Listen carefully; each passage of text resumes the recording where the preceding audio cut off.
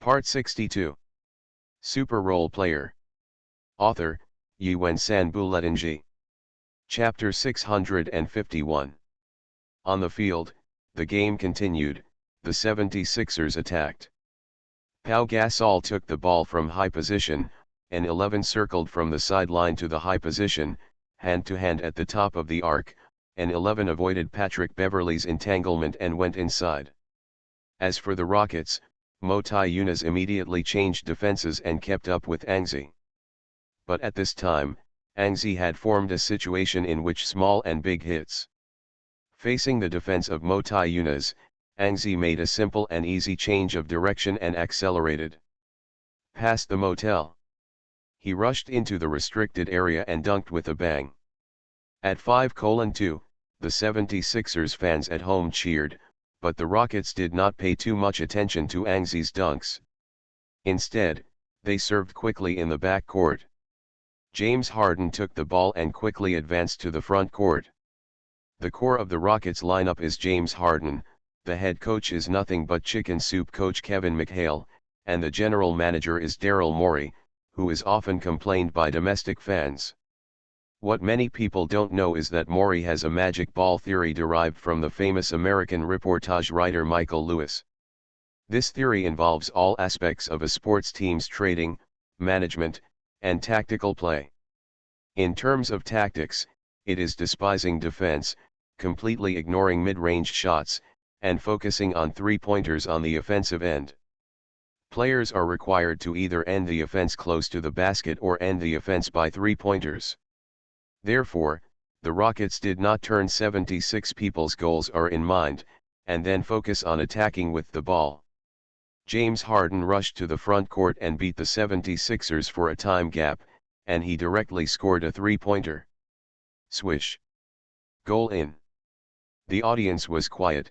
James Harden turned around and started celebrating the three-pointer, holding it in one hand and sprinkling something like salt in the other. Jack Lauder was very angry because he knew what Harden meant by the celebration. Harden said before reporters that the meaning of the celebration was, the opponent defending me is a rookie, and you need to cook him. To put it in a plain and easy to understand way, it's, let's defend me by another powerful one. Angzi stood aside.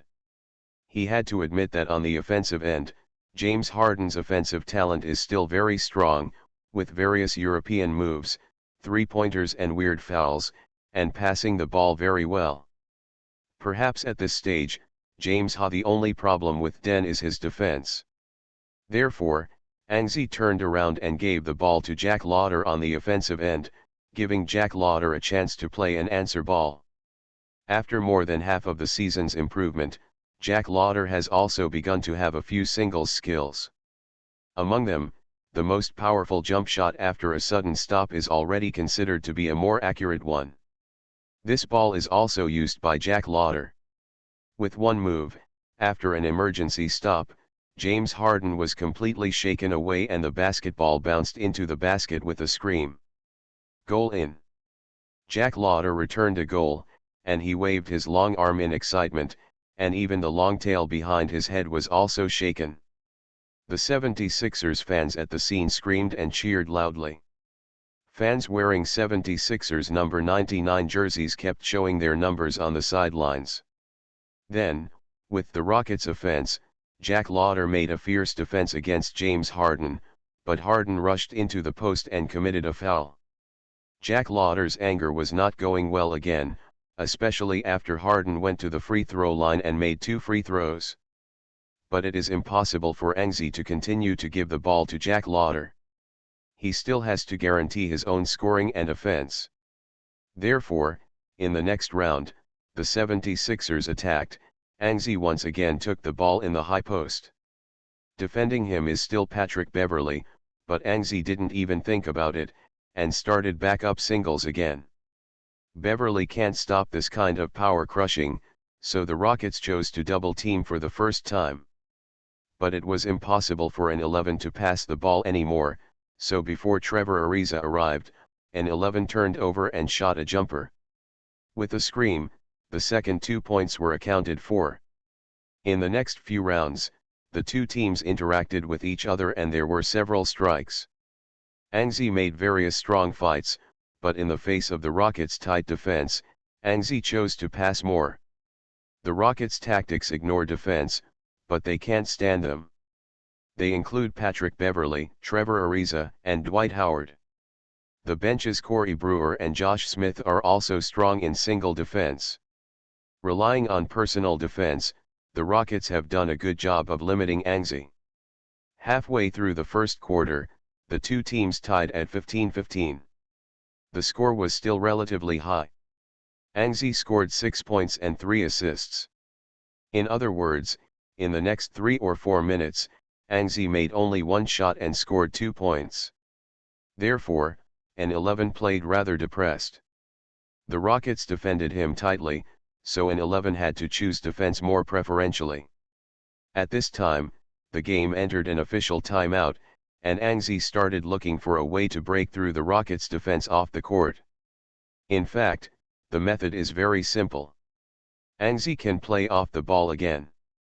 This is a method that will always work, but this time, Angzi is not going to do it. After leaving the field, Angzi began to apply to Brett Brown for unlimited fire rights. At the beginning of last season, the condition for Angzi to join the 76ers was unlimited fire rights, but after a season of success, this condition was not fulfilled. Because of the final success, Angzi did not bother with this issue, but occasionally Angzi this right will also be claimed. This time, Angzi made another request. Brett Brown hesitated for a while and nodded. "No problem, but I hope you still focus on the playoffs this season."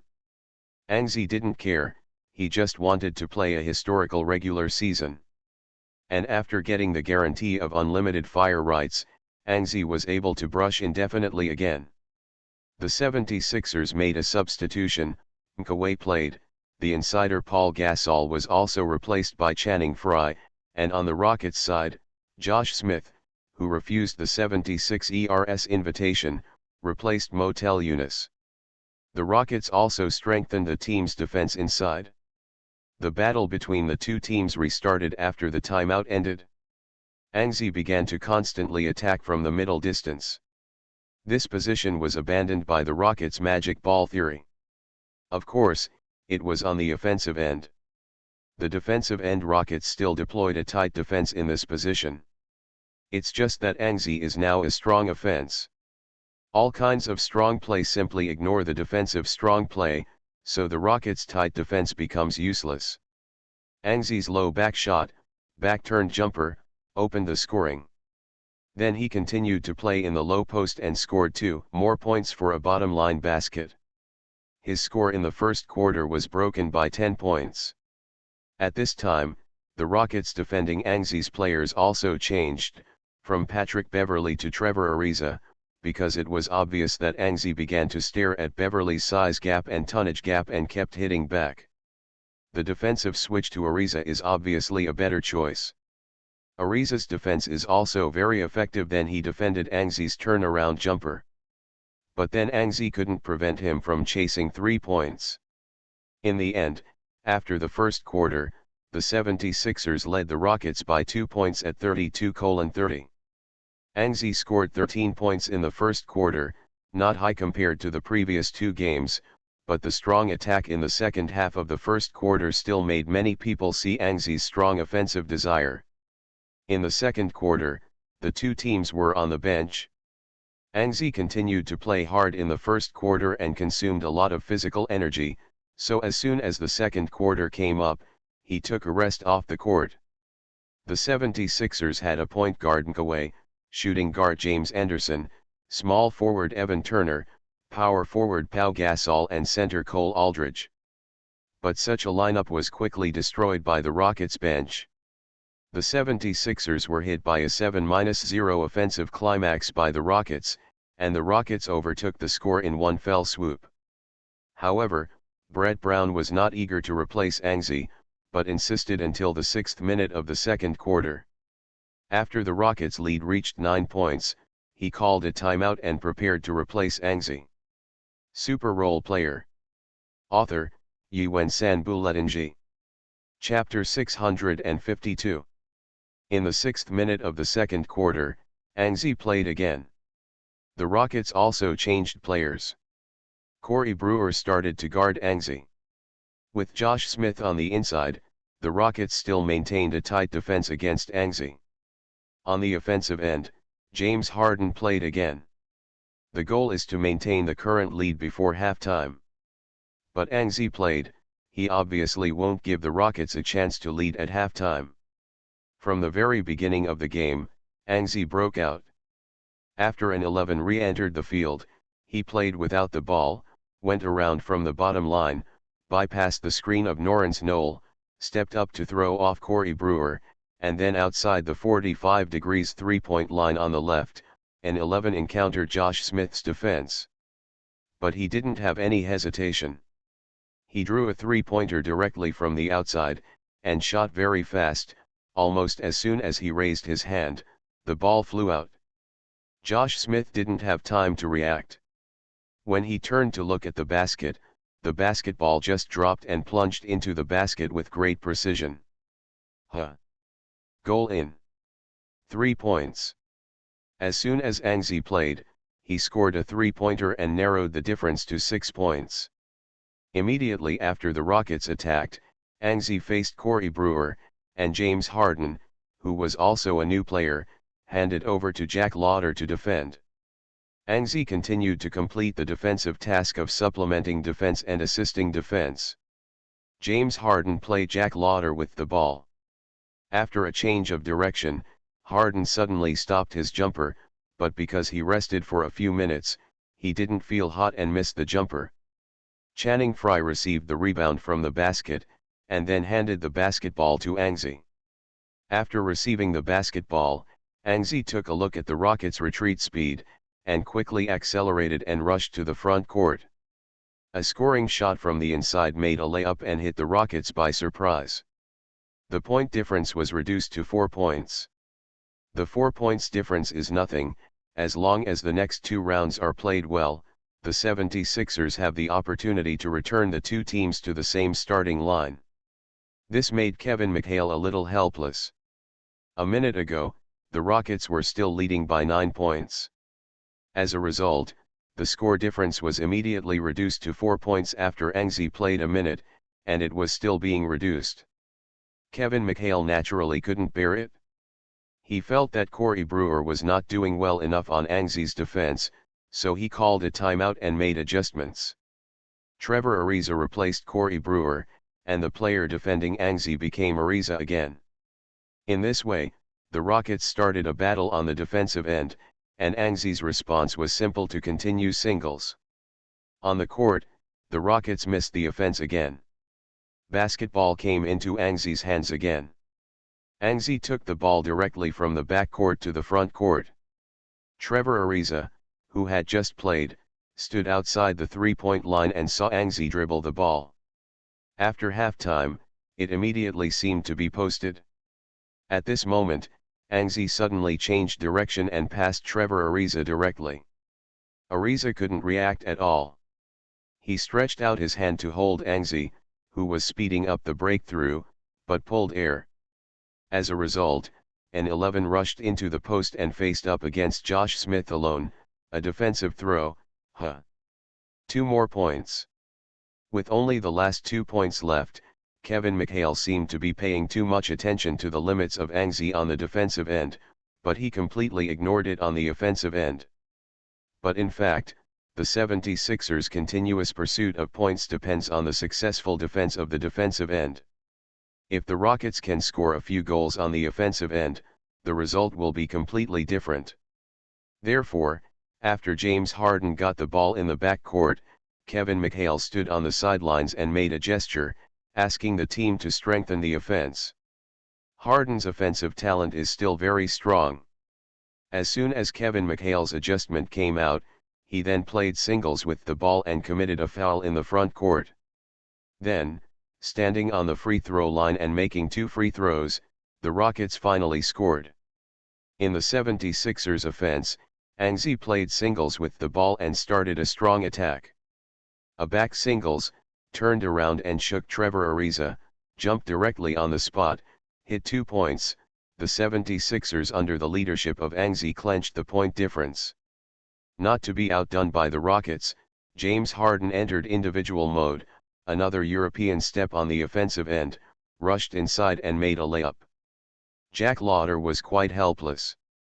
He could defend this ball if he was tougher, but he didn't dare to be tough because James Harden was obviously in a posture of either you foul or I scored. The league is still used to him. This style of play, at critical moments, James Harden's move works very well.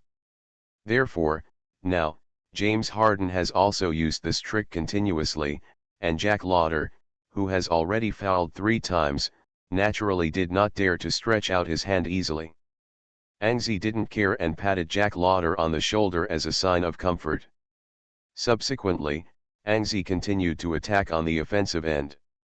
The Rockets responded quickly with double teams, but facing the double-double team of Josh Smith and Trevor Ariza, Angzi turned over to make a jumper, against the 2 defenders, and shot the basketball. The crisp sound of wiping the net sounded again. Angzi scored another 2 points, and the score difference was still 2 points. Back to the defensive end, the Rockets are still James Harden offensive, still the old European step to hit the rim. Jack Lauder is still very stubborn, not daring to reach out, can only watch Harden put the basketball into the basket. In the 76ers offense, Angzi continued to score in the same way, still a strong attack, singled out Ariza from outside the 3-point line, pulled out a 3-pointer, and hit again. The goal was a 3-pointer. After Angzi scored, he gave James Harden a provocative look. An 11's meaning is obvious. Either Harden is subdued, or Harden gives up the idea of fouling and concentrates on returning Angzi a 3-pointer. But back to the offensive end of the Rockets, James Harden seemed to be subdued. After holding the ball from the outside, a single block, once again rushed into the inside with a European step. Everyone thought that James Harden's suit was weak, but what no one expected was that James Harden rushed into the post and jumped forward in an extremely weird posture. Jack Lauder didn't have time to react and ran into it. After the mid-air impact, the referee blew the whistle, and James Harden aimed at the hoop and threw the basketball just 1 second before landing. Goal in. Add penalties. But the next second, Jack Lauder rushed out. I fouled this ball. Obviously, Jack Lauder thought it was James Harden's offensive foul. In fact, it is indeed the case. James Harden's foul looks more like he hit Jack Lauder himself, so the correct penalty should be an offensive foul. Even the sideline commentator said, "This ball should be an offensive foul. James Harden obviously has a forward lean, the range is still very large, it is obviously James Harden's own problem." But the referee didn't think so, he resolutely penalized Jack Lauder for the foul. This made Jack Lauder very angry. He was a little frustrated on his defense in this game. As a result, this obvious offensive foul was blown into his defensive foul. How could this not let him blow up? After the referee pointed to himself resolutely, Jack Lauder couldn't help it, and went directly in front of the referee. Angzi did not hold back. In the end, Jack Lauder took another technical foul. He had already fouled 5 times, including technical fouls. Brett Brown reluctantly took Jack Lauder off the court and replaced him with Troy Daniels. After the substitution, James Harden began to execute the free throw, a technical foul free throw, hit. Then, the 3 players stood on both sides of the free throw line, and the normal foul penalty was also hit. James Harden made 2 free throws, but the point difference widened to 5 points. Jack Lauder left the field and the 76ers replaced Troy Daniels, which meant that Angzi had to go to the 3rd position, and everyone defending James Harden had to be handed over to Angzi. Many people have become accustomed to the issue of James Harden's whistle. Even Angzi is used to it. After all, he likes to watch news and visit forums. News forums talk about James Harden's body hair whistle, Angzi almost every day. I already knew this. Therefore, after another strong attack, the difference between the two teams became 3 points, and Anxi faced James Harden on the defensive end. At this point, there was not much time left in the second quarter, and James Harden's offense was basically his last offense in the second quarter. In the face of Harden's offense, Anxi showed that he was smarter than ordinary people. Harden made a European breakthrough, held the ball with both hands, and rushed into the penalty area with a swing. At this time, as long as Anxi stretched out his hand, it would definitely be a foul. But if Anxi does not reach out, Harden can complete an easy layup. Therefore, this is a dilemma. In the next second, Anxi's defense surprised everyone. An 11 didn't stretch out his hand. Everyone thought Harden was going to score a goal. But when Harden jumped for a layup, he hit an 11 in the air with his negative hand behind him. Then, the layup went wide. Up. The crowd was in an uproar. Many people were very beautiful to see how an 11 guarded Harden's layup. Even the referee was stunned, wondering if an 11 had committed a foul. But in fact, Anxi just held his hands and collided with strength in the air, which interfered with Harden's layup. There was no foul. This is a clean defense that can no longer be clean. James Harden missed a layup. Noren's Noel grabbed the rebound, the 76ers fast break, Anxi passed the ball to Troy Daniels. Troy Daniels made a shot in the last few seconds of the second quarter. Remember to chase 1/3 of your body, huh? Goal in. The timer buzzer at the end of the halftime sounded and the second quarter ended. The two teams reached a tie. Anxi played half of the time in the second quarter, scored 16 more points, scored 29 points in the half, and went to a high score. The two teams were tied in the half, that is to say, judging from the first half of the game, the two teams were evenly matched. Anxi scored 29 points in the first half, James Harden slightly lost, but also scored at 20 points, plus 6 assists. In contrast to the core players, James Harden did not lose too much. But in fact, the Rockets were able to hold the 76ers thanks to the efforts of Dwight Howard. In the first half of the second quarter, it was Dwight Howard who was on the court and led the team with 2 waves of offensive climax. Difference. You are listening to Novels at Bless Up channel. Wish you happiness and luck. How do you feel about this novel? Please like and leave a comment.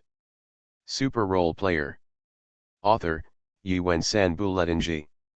Chapter 653. During the intermission, Anxi rested for about 10 minutes, and Brett Brown walked to the middle and began to plan the second half of the game. Anxi will continue to play in the second half. After a 10-minute break, his physical fitness is almost restored. In the second half, Anxi continued to play the role of the team's main attacker. Then, Brett Brown waved his hand. In the second half, Lewis, Williams, acting as a point guard, and second position, small forward Jack Lauder, power forward Channing, Frye, center Paul, Pau Gasol. On the offensive end, we try to pull out as much as possible, and use your range advantage to create outside space. Defensive end, and, you go to defend James Harden, Paul protects the frame. On the defensive end, Jack Lauder has fouled 5 times, and Brett Brown wouldn't dare to let him defend James Harden anymore, otherwise perhaps Jack Lauder would leave the field with 6 fouls just after he played a round. On the other side, in the visiting team's locker room, Kevin McHale was in a good mood. After all, the Rockets did not fall behind at the end of the half, which means that the Rockets still have a fight against the defending champion 76ers. In the second half, Kevin McHale was also preparing to continue to strengthen his defense, because he felt it was a shame to let Anxi score 29 points in the half, and it would be even more shame if Anxi scored another 50 points in the game. In order to avoid the humiliation, Kevin McHale put Josh Smith and Dwight Howard on the inside gates, plus Patrick Beverley and Trevor Ariza on the outside, in a main lineup, except for the second position. James Harden, almost everyone can defend. Kevin McHale also arranged for Patrick Beverley to mark Angie first. In the second half of the defense, the Rockets still wanted to fight a round of battle to consume Angie's energy. The 76ers first attacked in the second half, but the starting lineups of the two teams really surprised Turner sports commentator Gauklins. The Rockets' starting lineup, except for James Harden, almost everyone can defend.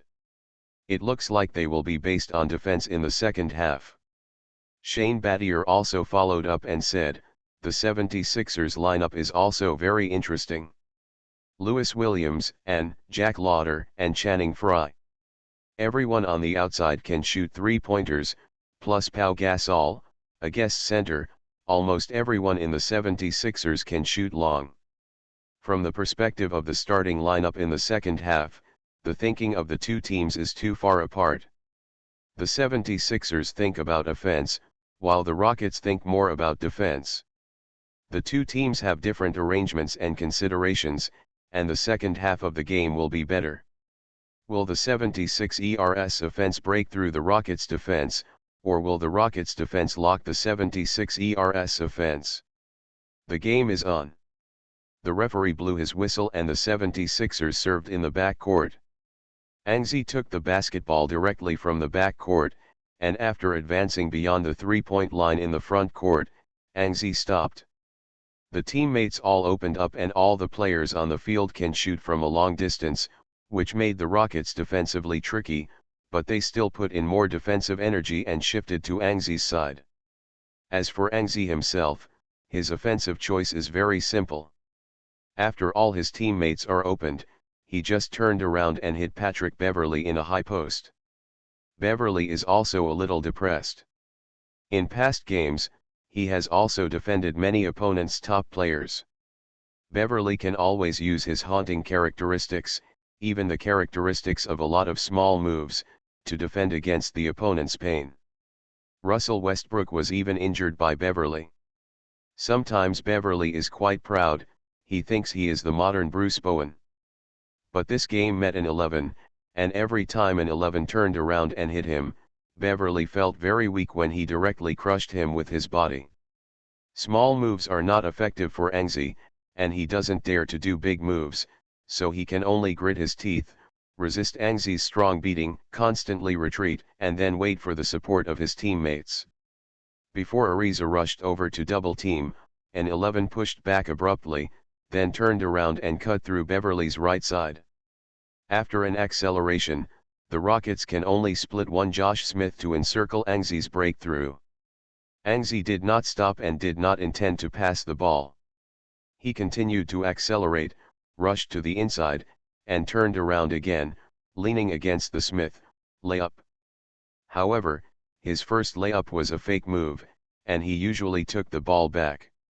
After taking it back, Angie avoided the block of Josh Smith and used a hook from the other side to hook the basketball. Basket. Beep. The referee blew the whistle at the same time, and Josh Smith fouled. Angie's hook also hit the goal, 2-1. For a time, the Wachovia Arena was full of cheers. Doug Collins in the commentary booth also shouted excitedly, "It's beautiful, this ball." Angie singled out the Rockets' defense, and finally it became a 2-1. Shane Battier did not look down on Angie's ball because of his Rockets star status. In fact, Angie's ball was really beautiful. Facing the Rockets' full containment and defense, Angie was tough. He scored this goal and caused a foul by Josh Smith. The Rockets' defense is too simple. Josh Smith makes up too casually.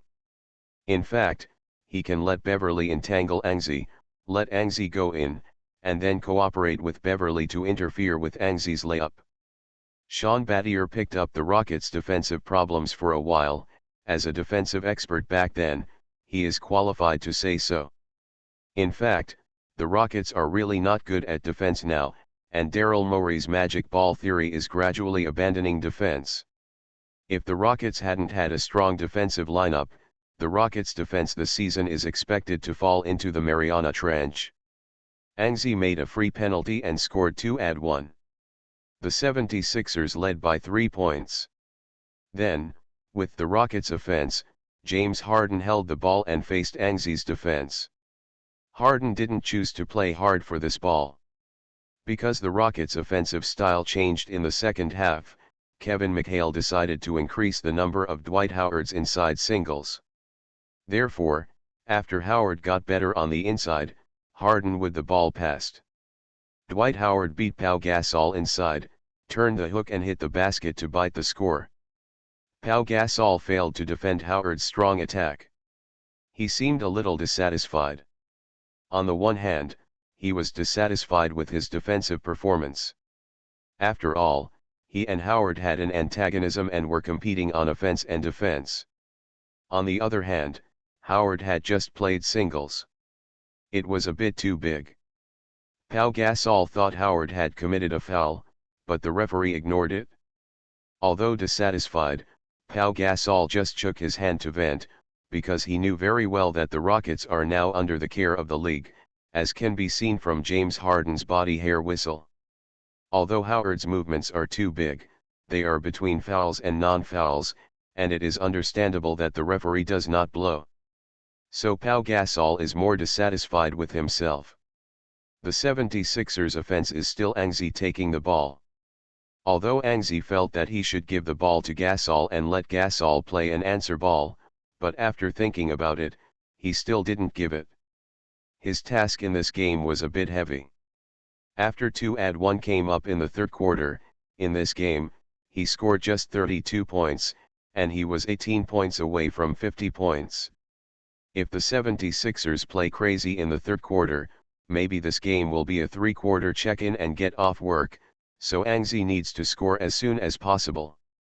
For the remaining 18 points, he will score 8 or 9 before the end of the third quarter. Do not leave 10. Of course, when it comes to scoring, in fact, every goal Angzi scores is very gold-rich, and it is all through his own strong play. In this game, Angzi faced the Rockets' continuous defense, playing hard every ball. Returning to the offense, Angzi continued to defend against Patrick Beverley. This time, he called a pick and roll from the outside.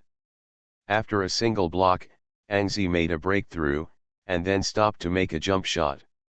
Trevor Ariza arrived late from the other side, stretched out his long arms, and only blocked a little place in front of Angzi. Swish. Goal in. 2 points were reached, Angzi scored 34 points, and the 76ers led by 3 points. Angzi has played well continuously, and the Rockets' defense seems to have no effect. Doug Collins was very happy. From the opening rounds, the defense that the Rockets attach great importance to did not work at all. Angzi continued to score and his personal score has risen to 34 points. However, he just finished the sentence, and Shane Battier on the other side was unconvinced and added, but the 76ers failed to open the point difference. The difference between the two teams is still 3 points. The Rockets have the next one. The ball of the round. Before the words were over, the Rockets' offense was quickly over, and the ball was handed over to Dwight Howard. Howard played hard inside, a left hook hooked the basketball in and continued to bite the score. Pau Gasol became more and more depressed. This round, Angzi did not stick the ball in his hands anymore. He gave the ball to Gasol and asked Gasol to play an answer ball. But Gasol's mid-range jumper was directly interfered by. Howard did not make it. Turning around, the Rockets wanted to play a fast break, and 11 quickly returned to defense and blocked it. Then, Brett Brown on the sidelines waved to make adjustments. As soon as the Rockets wanted to enter the battle of positions, Channing Frye rushed up and fouled Howard. The 76ers played the shark-cutting tactics at the beginning of the third quarter. However, the number of fouls has not yet arrived, so the Rockets can only serve from the sideline. The Rockets made a free throw from the sideline. This time the right to the ball continued to be given to Howard. Howard tried to make a layup, and Paul Gasol unceremoniously committed Howard. Free throws are about to be taken this time. Dwight Howard stepped to the free throw line and made 2 free throws. The score of the two teams was actually tied again. The Rockets played tenaciously, but Kevin McHale obviously had to consider one issue, and that was Dwight Howard's free throw issue. The 76ers obviously want to play a shark slashing tactic. Whether to continue with Howard's main attack is a choice that must be made. Super Role Player. Author, Yuen San Buletinji. Chapter 654. Kevin McHale is not in a hurry. On the one hand, the number of fouls is not full. Even if the 76ers continue to slash, Howard does not need to go to the free throw line, unless the 76ers fouled 4 times in a row and missed the ball for the 5th time. Foul Howard needs to go to the free throw line. On the other hand is Kevin McHale's gamble. Dwight Howard made 2 free throws in the last wave. Although he missed a goal, he also made one. McHale, who knows the rules of Dwight Howard's free throws this season, knows. Howard's free throws this season are very accurate, but most of the time is not allowed. But looking at today's first free throw, McHale made 2 free throws, and McHale felt that he could bet. On the court, an attack by the 76ers, Anzi missed the middle of the shot, Howard grabbed the rebound, the Rockets counterattacked, advanced to the front court, basketball once again to Dwight Howard. This time it was a feat in the counterattack. Dwight Howard rushed to the free throw line and received the basketball. Then he turned around and broke through Pau Gasol's defense with a big stride. He made a slam dunk and the Rockets overtook the score. Wachovia Arena suddenly booed loudly. No one expected the Rockets to be entangled with the 76ers in Philadelphia to such a degree, especially when Anzi had broken out and scored 34 points in more than 2 quarters. James Harden played very well, and Dwight Howard played even more surprisingly. The combination of the first shooting guard and the first center once showed off. In the case of Anzi's outbreak, it has been biting the score. The Rockets overtook the score, and Pau Gasol seemed to be completely blown by Howard. However, as a veteran, Pau Gasol is still calm, he reinvested in the offensive end. Anzi is not in a hurry. Although the Rockets overtook the score, the 76ers still have a greater chance of winning the game because the 76ers still have a lot of cards, such as the shark-cutting tactics they can use later. For Anzi, what he needs to do now is to defend James Harden, and then play his own offense. So re-entering the offensive end, Anzi began to dribble at the top of the arc, singles Patrick Beverley. Still a strong attack on the offensive end, Anzi is not afraid of the defense of the Rockets' defensive lineup, dribbles the ball short, and then slowly moves toward the three-point line. Anzi's offensive intentions were not obvious yet, so no one came up to help the Rockets to defend. The 76ers pulled away for a while. Almost everyone watched Anzi from a distance to play the singles with the ball. Only James Harden found someone close to Anzi. It seems that he has to make up to Anzi at any time. After Patrick Beverley entangled himself, Anzi's left shoulder sank slightly, his crotch continued to change hands and dribble, then he accelerated and rushed into the three-point line. The moment Anzi rushed into the three-point line, Anzi immediately dribbled another crotch, and suddenly it was another direction change. This change direction is different from the previous one. The change direction is very large and faster. Therefore, just after Anzi's change of direction was made, Beverley was thrown away by Anzi. James Harden, who was close to Anzi, didn't have time to make up his defense, so he could only watch Anzi rush into the penalty area. Dwight Howard made up, but at this time, Anzi suddenly made a set of stunning and gorgeous moves. He stepped on the inner circle of the free throw line, leaning on Dwight Howard, and suddenly turned 360 degrees to the right. With the advantage of speed, he passed Howard in one step, and then he faced the basket. A swift turnaround, causing the audience to scream, and then, facing a situation where there is no defense in front and chasing soldiers behind him, an 11's choice is also very simple. He jumped up suddenly with one step with his right arm. The ball was held up, the left arm was raised to block Howard, and then when he was close to the basket, he turned his hand fiercely. Kang dang! Dunk! The goal is scored. Angzi landed and roared to the sky, and Wachovia center cheered frantically. This ball was not just as simple as equalizing the score, but more importantly, when Howard dunked and the Rockets were in full swing, Angzi hit back with an extremely brilliant goal and hit the Rockets' morale all at once. Raised his morale. Pros and cons, Angzi's goal is of great significance. In the commentary, Doug Collins cheered, and Sean Battier faintly explained the follow-up of the ball, and 11 played very beautifully. This is his 36th point of the game. And 11 continues to be strong on the offensive end. Performance, in this game he is still the point that is difficult for the opponent to solve. On the court, the Rockets' offense, under Brett Brown's signal from the sidelines, Channing Frye once again committed an off-ball foul to Howard. Now, the third quarter has just begun. Another role of Channing Frye's appearance is reflected. That's a foul on Howard. As a substitute, Channing Frye will not foul too many times.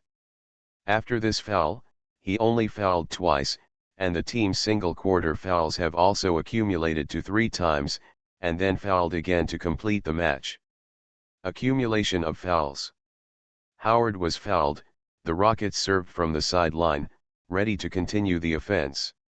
This time, James Harden is going to come by himself. As the Rockets' real boss, it is obviously strange not to attack a goal in the opening game of the third quarter, so James Harden scored a goal.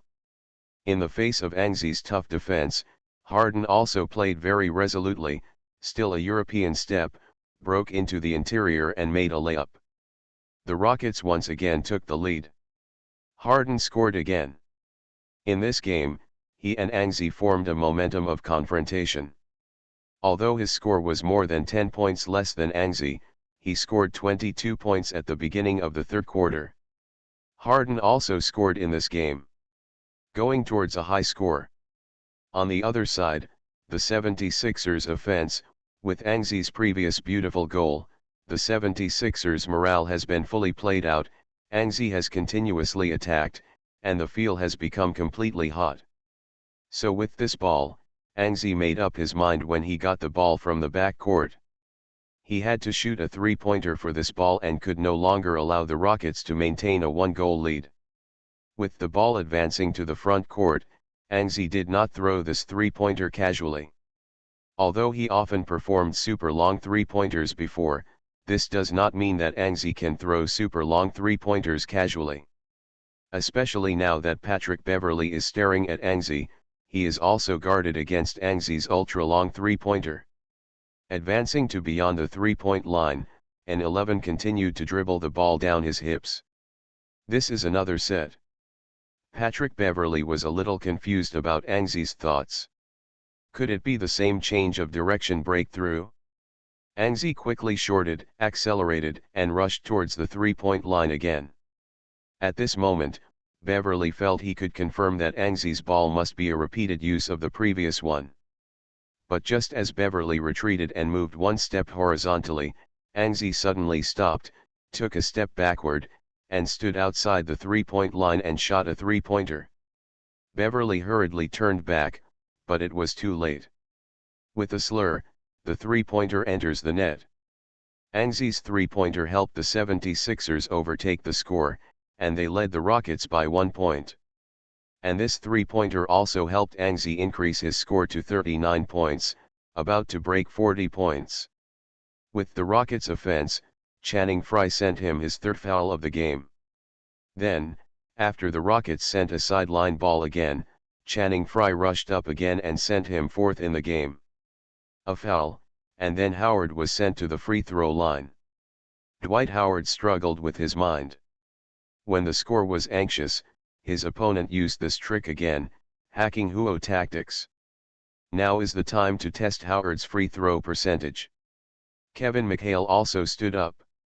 At this time, it was time to verify whether he could gamble. Dwight Howard made another 2 free throws, but Wachovia Arena issued a burst of cheers, because the score was tied, the 76ers once again pulled the advantage to their side. Then, the 76ers attacked, Anzi suppressed the rhythm and continued to play singles in the positional battle. The Rockets began to change to defend Anzi, Trevor Ariza headed in front of Anzi. But with this ball, Anzi instead played a high post single, turned around and hit a jumper again, and the 76ers took the lead. Turning back to the defense, Channing Frye continued to hack Huo, received his fifth foul, and sent Howard to the free throw line again. This time, Howard lost both free throws, the 76ers replaced Channing Frye with Norrens Knoll, and the Rockets finally had to replace Dwight Howard and made a compromise. Once Howard left the game was easy for the 76ers. Originally, the Rockets had two offensive points on the field, one Howard and the other James Harden. Now Howard leaves the field and Harden supports alone. Facing Anzi's strong defense, he naturally can't bear this pressure. The first two goals are good. Consecutive European stepping ball, also made and foul Anzi. But then, Anzi's defense found a sense, Harden continued to hit the iron, and the point difference began to slowly widen. Anzi's scoring also increased rapidly during this time. The rhythm was also brought up by Anzi, with various fast-paced offensives. In this way, Anzi scored another 17 points in the third quarter, and the game's score rose to 46 points. The 76ers also took a 15-point lead at the end of the three quarters. In the fourth quarter, the Rockets strengthened their double teaming against Anzi and began to counterattack. However, in the fourth quarter, Anzi's personal scoring pressure was almost gone. He increased his passing, and the fourth quarter opened with a wave of 10-2. The score difference was extended to more than 20 points, and the Rockets have gone. And 11 also scored 4 points in a row in the next two rounds, and his personal score rose to 50 points. This is the end of the game. In the end, the 76ers won the game with a score difference of 112-92 and 20 points. Anzi scored 50 points, and another 5 rebounds, 9 assists, 3 steals, and 1 block. This game's 50 points, allowing Anzi to reach a record of 50+ in 5 consecutive games, and the entire North America is cheering for Anzi's consecutive high scores. Super Role Player. Author, Yuen Sanbuletnji. Chapter 655. No upgrade. Anzi was in his Philadelphia villa. He sat on the sofa, exited the system, and sighed. 5 consecutive games of 50+ were achieved, but the system was not upgraded. Anzi began to wonder if the consecutive records were not counted as records in the system. After thinking about it for a long time, Anzi couldn't think of a reason. In the end, what made Anzi dumbfounded was that he flipped through the newspaper and found that the media had given him the final answer. 5 consecutive 50+ games. Anzi broke Kobe's 4 consecutive 50+ records, but Chamberlain may not be able to break the 50+ record in 7 consecutive games. So, here comes the answer. Anzi broke a record for the second child. He just broke Kobe's record and became the second child in the series of records. To become the first one, he has to get 3 more 50+ games. Just score. However, the outside world is not optimistic that Anzi can break this record, because 5 consecutive games of 50+ are already terrifying. In modern fast-paced basketball, no one thinks that Anzi can maintain an excellent state for 8 consecutive games. In a game, as long as Anzi has a poor game state or poor physical fitness, the continuous 50+ record will be interrupted. The next 3 opponents of the 76ers are the Raptors, Grizzlies, and Knicks. The Bleacher expert reporter Adam Flo acquiesced that in the next 3 games, Anzi will face 3 different challenges. In the first game against the Raptors, Anzi had to face a physical challenge, because in this game the 76ers played back-to-back against the Raptors at home. They continued high-intensity battles. Their opponents were still the top 3 teams in the Eastern Conference. This game was obviously not good. Hit. In the second game, Angzi will face the challenge of high-intensity defense. The Grizzlies have a good record this season. The strong defense of the previous seasons has also continued. Against the Grizzlies, the opponent's high-intensity defense is it may prevent Angzi from going to score a 50-plus score. Adam Frommer also believes that Angzi's termination of the 50-plus show game should be this game against the Grizzlies. In the third game, against the New York Knicks, the Knicks with a record of only 6 wins and 36 losses so far this season have also become Angzi's challenges. Many people will have doubts when they see the title. The Knicks is currently the bottom of the league. Will it become a challenge and obstacle for Angzi to cut 50-plus? Adam Frommer gave a reason that many people cannot refute. At home against the Knicks, which is the bottom of the league, the game is likely to lose suspense from the beginning. Therefore, if Angzi wants to break Chamberlain's record of 50-plus games in 7 consecutive games, he has to get a 50-plus score as soon as possible, 3 quarters. 50-plus, the difficulty can be imagined. This is obviously also a challenge. Facing the next 3 different challenges, Angzi obviously needs to work harder. After resting at home for a long time, Angzi drove to the Wachovia Arena again.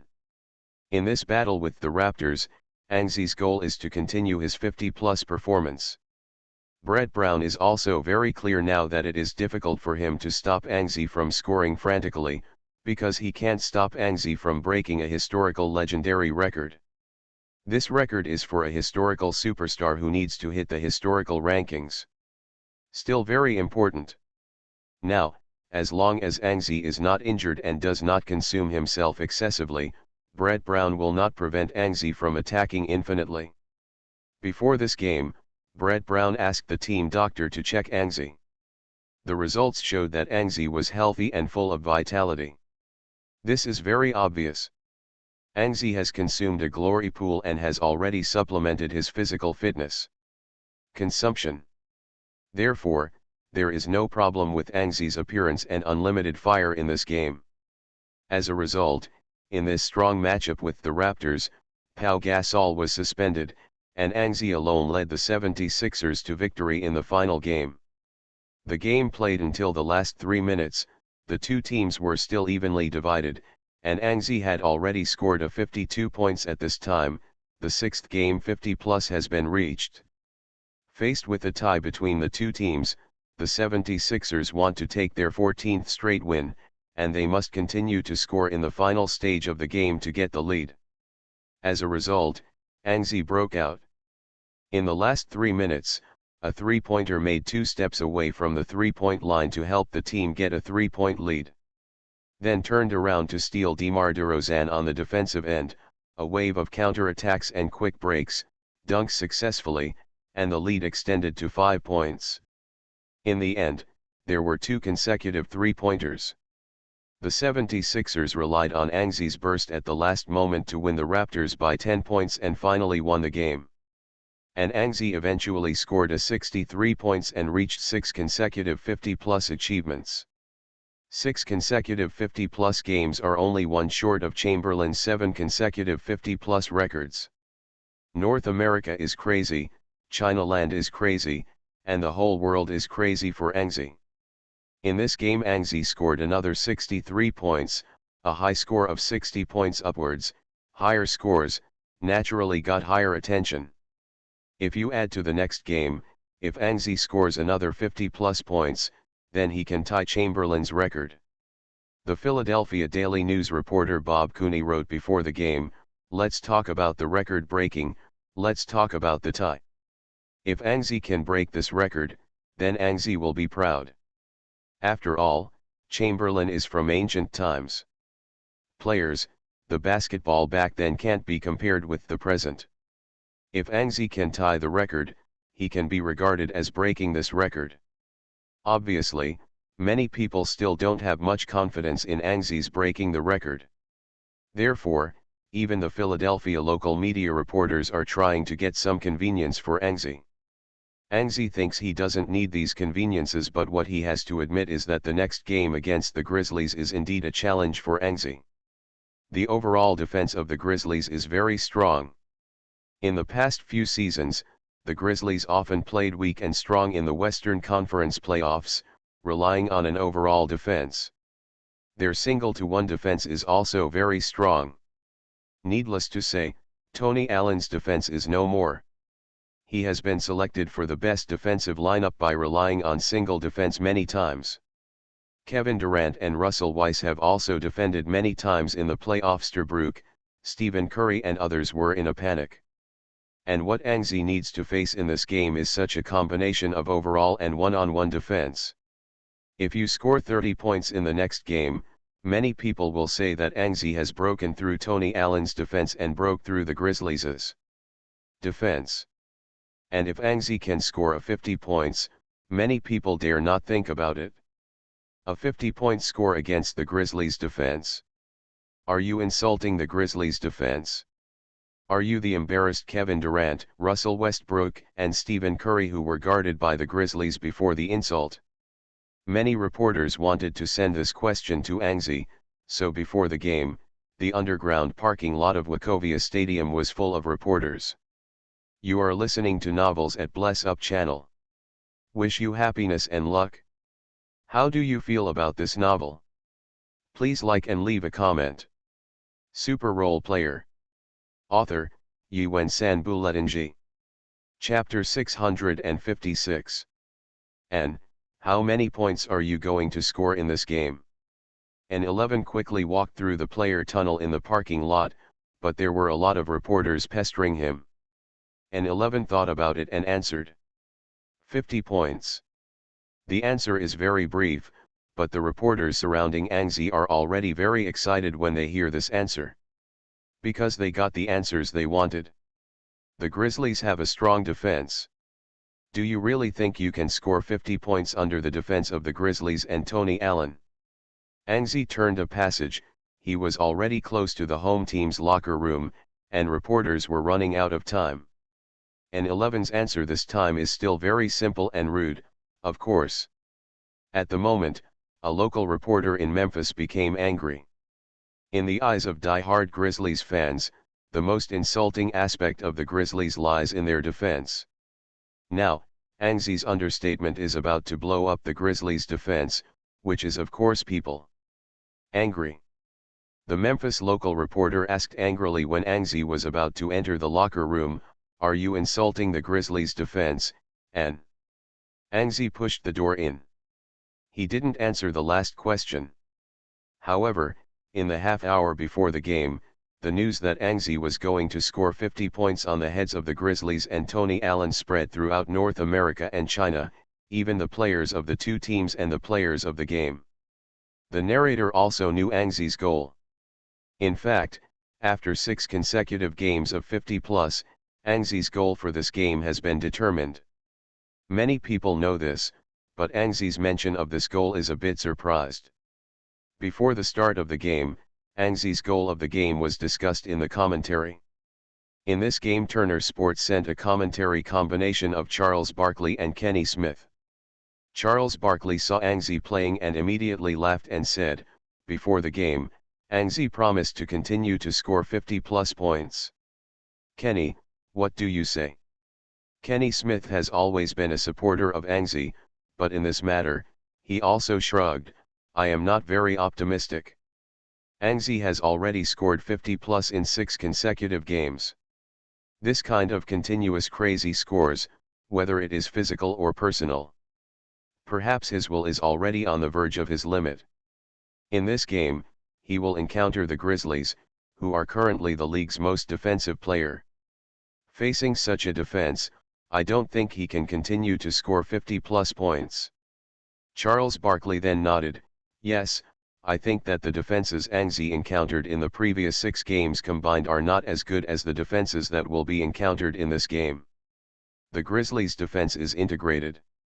If you say this, if the goal of Anzi in a game is 30 points, I think it is still possible, but if it is 50 points, it would be too exaggerated."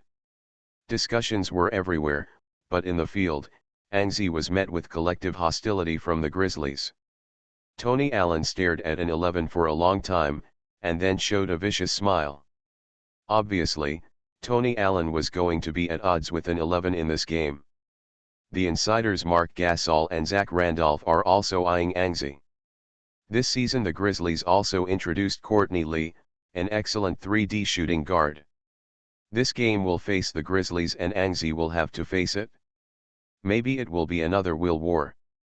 In the previous game, the Grizzlies' starting shooting guard has always been a better shooting guard Courtney Lee, but in this game, Dave Georgel adjusted the starting lineup to deal with Anxi and returned Tony Allen to the starting lineup. Bit guards Anxi. In terms of other starting positions for the Grizzlies, the point guard position is always underestimated by Mike Conley.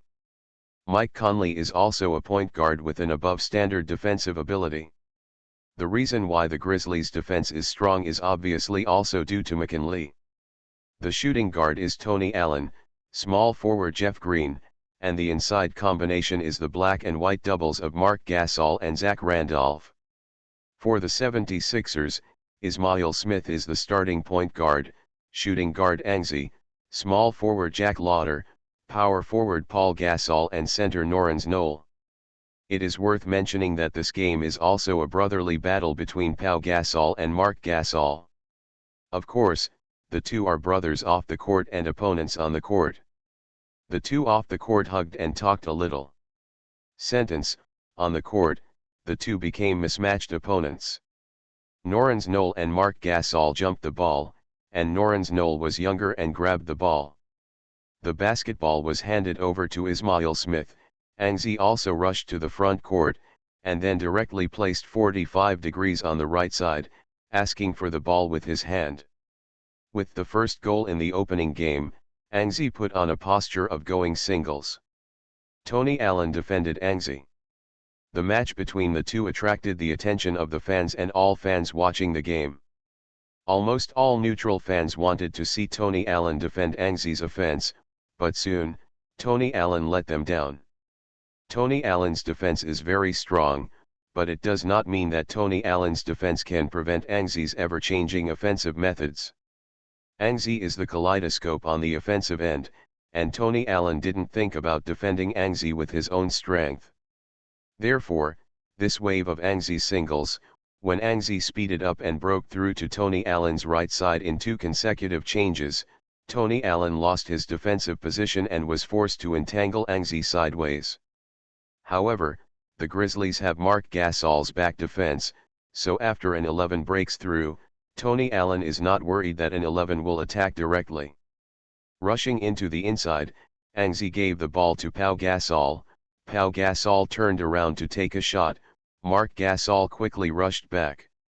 Anxi took the opportunity to speed up and ran back again, opened up the distance, and asked for the ball again. Pau Gasol's pass strategy was very good. He discovered the opportunity in front of Anxi at the first time. A pass was made and Anxi received a jumper. Tony Allen's interference was in place, but Anxi also made a very stable shot. CIC made a 2-pointer. Although there were twists and turns in the first wave of the opening match, Anxi still won and got the first point of the opening. In the Grizzlies' offense, McKinley held the ball to the front court, and the Bear Zach Randolph pulled to the outside. After a high-quality pick and roll, McKinley made a breakthrough, rushed to the inside, and made a jump shot. The same hit. 2:2, both teams scored at the same time in the opening game. Then, the ball returned to the 76ers. Ismail still holds the ball and controls the front court. Anxi is still in the same position, open hand for the ball. Ismail Smith still did not hesitate and gave the ball directly to Anxi. In this game, Anxi's teammates also supported Anxi very strongly. They also knew Anxi's goals. In order for Anxi to tie Chamberlain's record, everyone was willing to sacrifice 1 or 2 games of data, even the victory of the game. Anxi had another single. This time it was a high-posted singles. Tony Allen stubbornly withstood Anxi. Anxi advanced 2 steps, 1 turned, and shot backwards for a jumper. He scored again. Cheers in the arena. Anxi scored 2 goals, and the Grizzlies' defense seemed to be ineffective in the opening game. But in fact, the Grizzlies' defense is already in place. Marc Gasol's defense on the first goal was very timely. Tony Allen also did a good job of following defense, and the second goal Tony Allen never lost place. Tony Allen also interfered in the final Angzi's back jumper, but Angzi just scored, and no one could do anything about the unreasonable goal. Soon, with the Grizzlies' offense, Zach Randolph made a mid-range shot with a high arc in the end. He crossed an arc beautifully and got into the basket. The two teams continued to split equally. In the next round, Dave George on the sidelines made a gesture, and the Grizzlies began to strengthen their defense against Angzi. But with this ball, Angzi seemed to have insight into the Grizzlies' changes in advance, and actually handed the basketball to the high-ranking Pau Gasol and turned into a ball-free state. Angzi, who entered the ball-free state, became difficult to defend, but this wave of offensive Angzi ran a bit and attracted a wave of defense. Pau Gasol broke into the inside line and succeeded. The ball did not pass Angzi's hands. The 76ers just scored. However, in the next wave of offense, Angzi circled the bottom line, caught the ball in the bottom corner and made a three-pointer. The ball was scored, and so he scored another 3 points. Faced with Angzi's changes on the offensive end, Dave George didn't follow suit. So, Angzi continued to run without the ball to catch the ball and scored. He made 4 consecutive shots, 4 for 3, and added. With the 7 points scored before, Angzi only played half of the first quarter and already scored 15 points. At 15 minutes in the half quarter, Angzi played so unexpectedly. The opening touch was so hot. A wave of 7 shots was 6 for 7 and he scored 15 points at the beginning. Kenny Smith was obviously surprised. No one thinks that Angzi can score 50 points in the game against the Grizzlies, but just halfway through the first quarter, Angzi scored a 15-point, obviously rushing towards a high score. After Angzi hit the last three-pointer, Dave George called a timeout and made a change. For the Grizzlies, they want to restrain Angzi's offensive offense. In fact, it is relatively simple. After all, the Grizzlies' defense has a whole body. They can rely on a zone defense to prevent Angzi from scoring. Soon, the Grizzlies strengthened their defensive movement, expanded the zone of defense, and focused on Angzi. At this moment, Angzi felt the pressure. The pressure came, but Angzi continued to make resolute shots. Relying on the excellent touch at the beginning, Angzi made another 4 of -2 shots in the second half and scored 20 points in the first quarter. Up to 50 points is expected. In the first quarter, the 76ers led 31-25, but in the second quarter, the Grizzlies further strengthened their defensive strength, and Angzi also took a half-quarter break in the second quarter. After half a quarter, the score of the two teams became up to 42 flats. However, after a half-quarter break, Angzi's hand was not as hot as the opening. Faced with Tony Allen's continuous high-intensity defense, Angzi also began to fight in the second quarter. He played 2 consecutive irons on the field, and then made adjustments to get back to his state. However, in the second half of the second quarter, Angzi's overall shooting percentage was not high. He shot 3 of 8 shots and scored another 8 points in the second quarter. At the end of the field, Angzi scored 28 points. The Grizzlies led the 76ers by 3 points at 55-52 at halftime, and the situation looked a bit difficult. But this is also very normal. Angzi obviously wants to force points.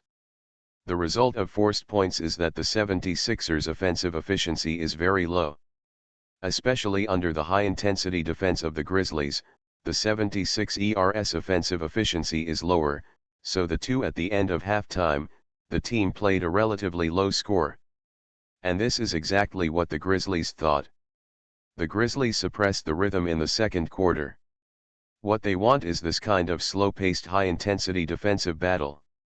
In this way, on the one hand, the Grizzlies' Twin Towers can show off, on the other hand, Angzi's offensive efficiency will also be greatly reduced. Therefore, in the third quarter, the 76ers must make some changes. Brett Brown's adjustments are also very simple. He directly asked Angzi to play the point guard in the third quarter and let Lewis Williams play, ready to grab points when Angzi encounters strict defenses. Small forward Jack Lauder, inside is money. The combination of Ning Fry and Norrens Knoll.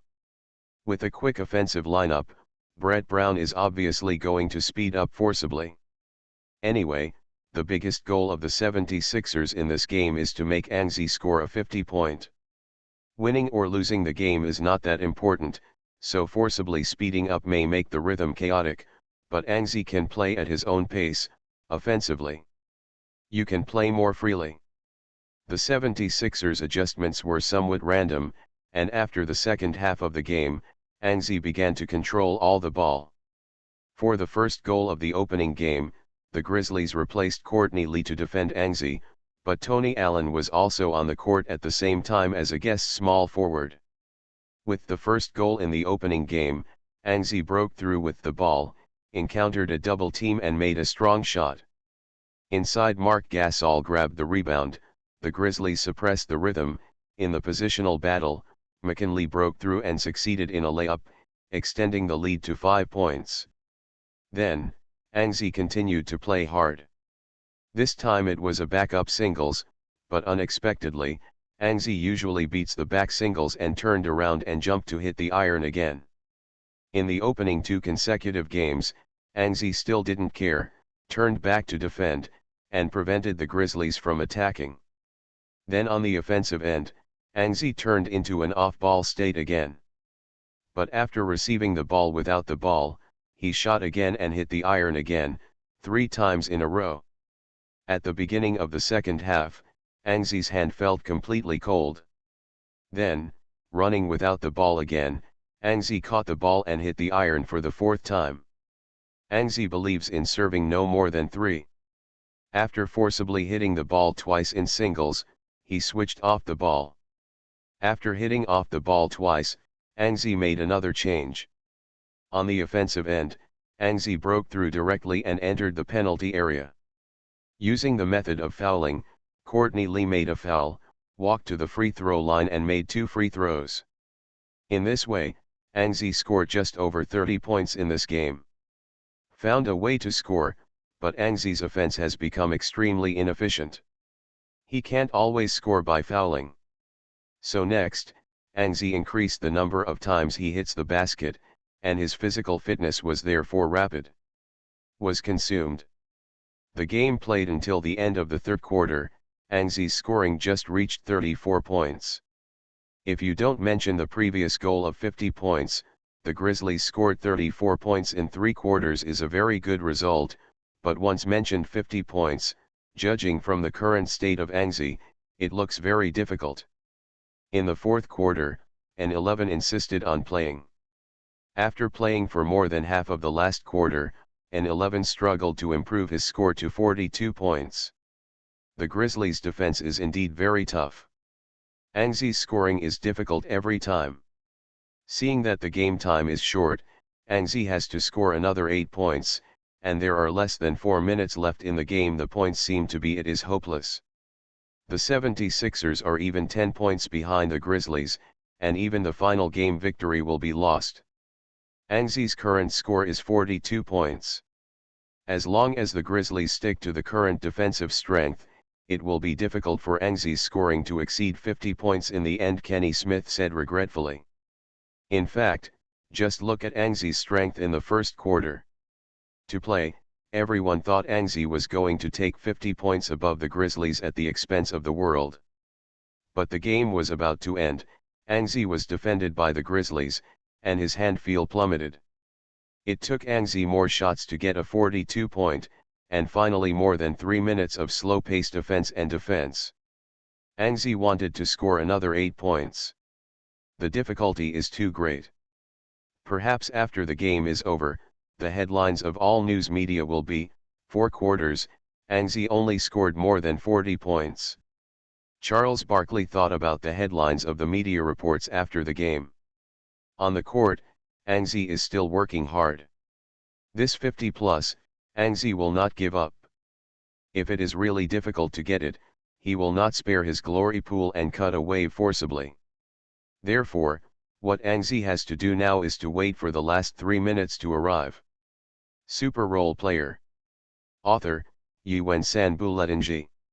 Chapter 657. The last 3 minutes came quietly. Anzi's personal scoring data is still 42 points, the 76ers are also 12 points behind the Grizzlies. Everyone was sighing that when Anzi's 50-plus record was about to end, Anzi quietly consumed a pool of glory and started the explosion in the last 3 minutes. With the 76ers attack, Anzi was stuck for a moment, and when the roll of the glory pool had completely exploded, he slowly moved towards the inside. At this time, the Grizzlies sent to defend Anzi and replaced them with Tony Allen. Compared with Courtney Lee's defense, Tony Allen's defense is more aggressive and more effective. In addition, the Grizzlies have multiple levels in this game. Of course, Anzi's own defense is not good, and Anzi's final defense only scored 42 points. In the final moments of the game, the Grizzlies still maintained a high-intensity defense, and Brett Brown just called a timeout and arranged more pick-and-roll screens. With this attack, an 11 held the ball, and Pau Gasol and Norrens Knoll stepped forward together, giving an 11 a double screen. Anzi took the ball at the top of the arc, moved across and changed direction, passed double screens, and then accelerated to throw away Tony Allen. But Anzi, who rushed into the three-point line, was still met by the Grizzlies. Marc Gasol waved his long arm in front of Anzi. On the other side, McKinley also made it up. A double-double team, if you count. When Shang was chasing Tony Allen behind Anzi, what Anzi had to face was a three-person double team. Of course Anzi can choose to pass the ball. As long as he passes the ball, the opportunity will definitely appear. But what Anzi needs more now is his personal score, and Anzi believes that after taking the bonus from the glory pool, the Grizzlies can't stop him even if he doesn't feel well. Facing Marc Gasol's supplementary defense, an 11 suddenly accelerated, turned around, and broke through Marc Gasol's defense with brute force. A scream erupted from the Wachovia Arena at that moment. Then, when countless 76ers fans saw the rim leaping high and leaping towards Anzi, the cheers suddenly sounded. With a bang, Anzi scored. The cheers ushered in an explosion again, from the deafening at the beginning, to the piercing eardrums now. In this frantic cheers, Kenny Smith and Charles Barkley in the commentary were like seeing a ghost. Charles Barkley kept chanting, "Oh, my God, who knows what happened?" Grizzlies, none of the three of them was able to stop Anzi. Why was Anzi able to break through Marc Gasol's block? After getting the bonus from the glory pool, Anzi's speed and strength can no longer be treated with common sense. It is naturally simple to break through the barrier of Marc Gasol in an instant. Anzi scored 2 points, breaking his personal scoring shortage. The 76ers' lagging gap was reduced to 10 points, and Anzi's personal total score also rose to 44 points. There is still 6 points, just 2 three-pointers away. Anzi seems confident.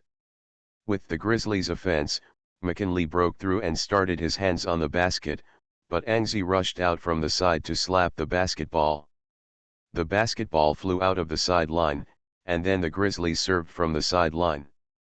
With the last 2 seconds left in the offensive time, the sideline ball was sent and McKinley missed the shot. Anzi grabbed the rebound, held the ball by himself, and directly launched a fast break counterattack. In the counterattack, the cheers from the sidelines grew louder and louder. Anzi has found another opportunity to strike back, see if Anzi can grasp it. In fact, after Anzi scored 2 points unmatched and unstoppable in the last round, Kenny Smith had a feeling that he felt that Anzi might really have the opportunity to increase his score in this game to more than 50 points. The chance is even great. After all, it is only 6 points away, just 2 three-pointers. Angzi is lucky and can be achieved in 2 or 3 rounds. Therefore, Kenny Smith's face is full of anticipation at this moment. An 11 rushed through halftime, and Tony Allen entangled like a snake again, trying to block an 11's fast break. But after halftime, Angzi made up his mind. In this game, he not only has to score 50 points, but also to accept the victory of the game. Therefore, he has to make a quick decision and first solve the 50 points stuck in front of him. And then solve the Grizzlies. Only 2 3-pointers can score a 50-point. Angzi is also very simple, so he will shoot 2 3-pointers. At the next emergency stop, 2 steps away from the 3-point line, Tony Allen did not expect an 11's emergency stop.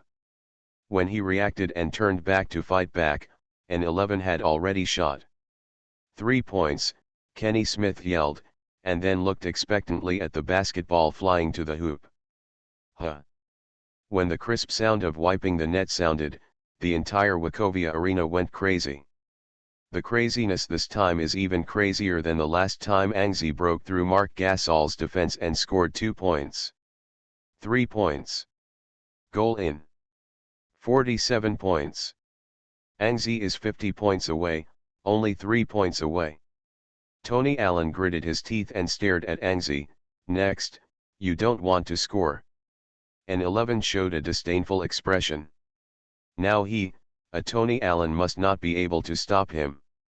If the pinnacle Gary Payton comes over, he might be able to struggle with such an 11, but Tony Allen is obviously not enough. Look. The Grizzlies' offensive score, this time is Zach Randolph's mid-range shot. At the critical moment, the Grizzlies still have to look at Zach Randolph's performance. The point difference became 9 points, and the ball came to the 76ers. Angzi held the ball, and Tony Allen began to provoke Angzi constantly. He wanted to anger Angzi and interfere with Angzi's next attack. But an 11 was unmoved. Looking at his expression, he seemed to have completely ignored Tony Allen's provocation and even defense. All the fans on the sidelines stood up. This ball is very important. Based on Angzi's explosive scoring power and Angzi's previous scoring rules, this ball may be about to break 50 points. The fans on the sidelines looked forward to Angzi's singles. Suddenly, they saw Angzi stopped outside the 3-point line, with 2 lips moving non-stop, as if they were talking to Tony Allen. Then, an even more surprising scene happened. An 11 suddenly stretched out his finger to a position outside the 3-point line, and there was a sudden scream from the sidelines. Kenny Smith in the commentary made a guess. Does Angzi mean that he wants to shoot in this position? Kenny Smith's guess was correct. An 11 and Tony Allen made a few words, and then an 11 provoked, I will shoot in that position. If you have the ability, you can guard against my shots. After saying this, an 11 took a step, accelerated, and rushed out. Tony Allen retreated quickly. At this moment, he was very alert. It was difficult for him to guess Angzi's next move, whether he kept his promise and shot from that position, or made a fake shot and switched to the other side to attack. When Angzi rushed to the 3-point line with more than one step, Tony Allen felt that he was basically certain that Angzi was about to make a false shot, because in this position, even if it is a step-back jumper, it is difficult to withdraw to Angzi's previous position-developed location. Therefore, Tony Allen started to defend Angzi's breakthrough with confidence. But obviously, Tony Allen underestimated an 11's retreat steps. Just when Tony Allen seemed to retreat, an 11 suddenly stopped, and then, a large-scale retreat step shocked Tony Allen. Retreated to the location pointed out by Angzi. After an emergency stop, a jumper shot hit. The scene burst. 3 points. Scored. 50 points. 50 points. Another 50 points, Kenny Smith jumped up. No one thought that Angzi could get the 7th 50-plus points. After a strong dunk and 2 3-pointers, it was easily achieved. 50-plus points in 7 consecutive games, Anzi did it. At this moment, Anzi became the center of worship for the entire Wachovia arena. After a brief celebration, the Grizzlies quickly sent out the backcourt. However, the discussion in the commentary did not stop. In 7 consecutive games of 50+, Anzi tied with Wilt Chamberlain. The data monster of the last century was actually tied by Anzi in the new era. In that era, Chamberlain could take the ball infinitely to attack, but in this era, Anzi tried his best with every ball. Therefore, the comparison of the two data is not the same, although Anzi just tied this. A record, but I can say that Anzi has broken this record. On the court, the 76ers trail the Grizzlies by 6 points, with the final 2 minutes left in the game.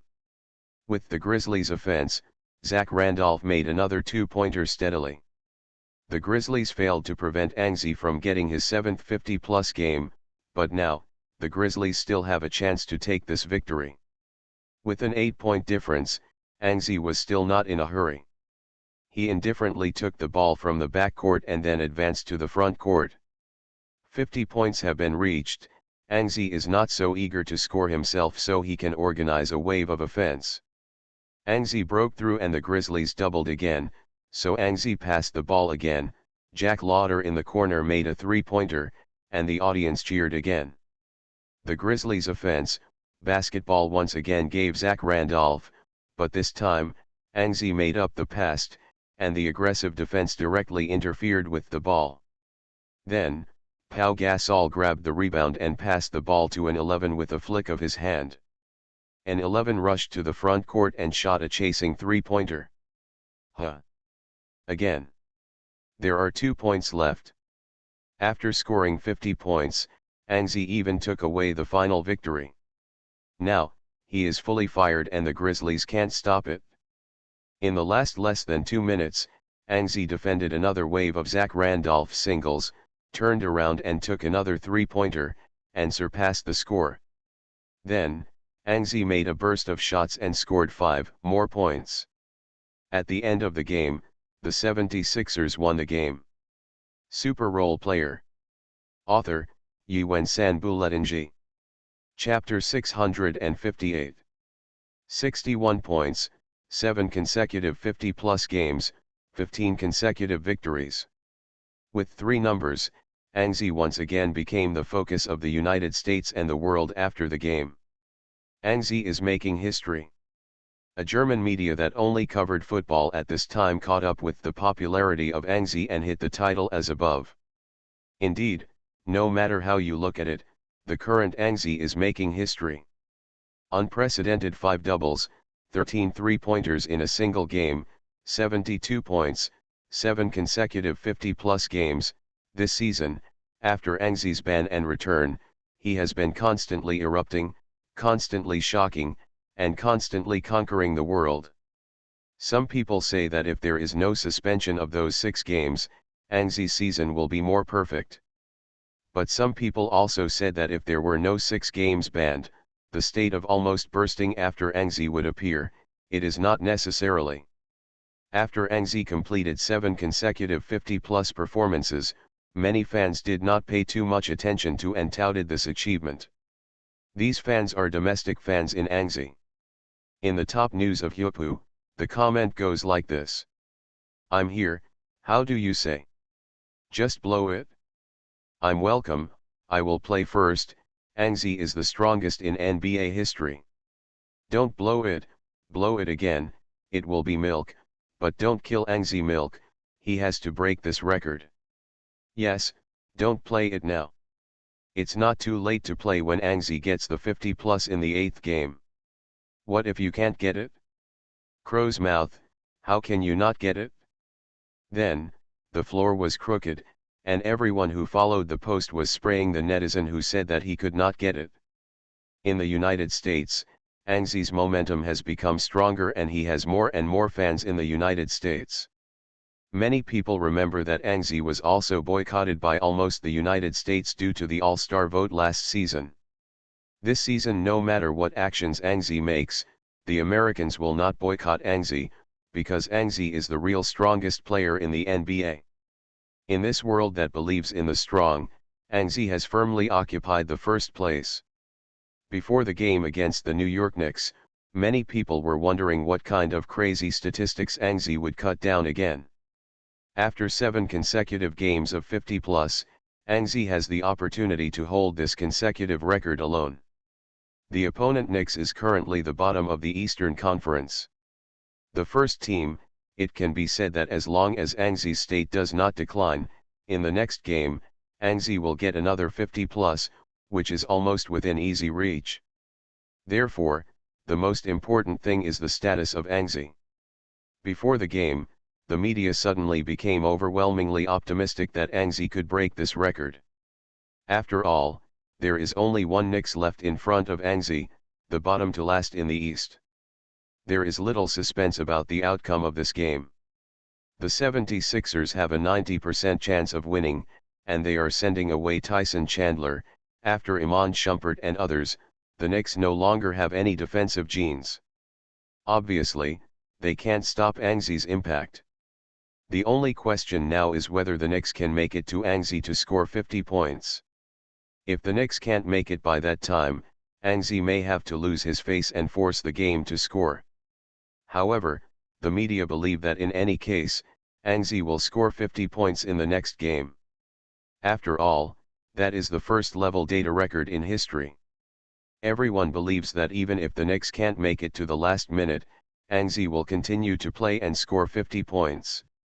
Because of Anzi's consecutive 50+ record, the first-to-last match between the Eastern Conference and the Eastern Conference was temporarily adjusted by Turner Sports to a national live broadcast, and 3 commentators were dispatched, Mike Bryn and Kenny Smith and Shaquille O'Neal.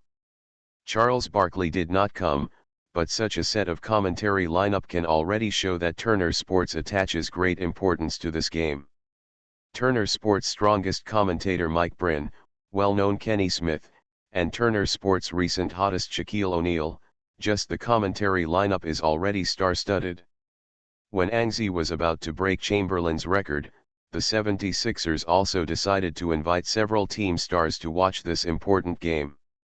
Allen Iverson, Julius Owen, Dikembe Mutombo, and others all appeared on the sidelines. In the face of the outside world's unanimous optimism about Anzi, Carmelo Anthony was very unconvinced. Anthony was arrogant. He did not expect to suddenly drop to this situation this season. What he did not expect was that Phil Jackson came and the team tried to practice the triangle tactics, but the effect was not good. The game started losing consecutively. Then, Anthony himself suffered injuries and missed a large number of games, but also officially because of the injury, let Phil Jackson directly make a decision, and the rest of the season will be spent. As a result, Iman Shumpert and J.R. Smith left the team. After a few transactions, the Knicks lineup was flooded with a large number of NBDL players at once, which looked miserable. Even Anthony's comeback can't stop the Knicks' losing streak. But Carmelo Anthony still thinks of himself very high.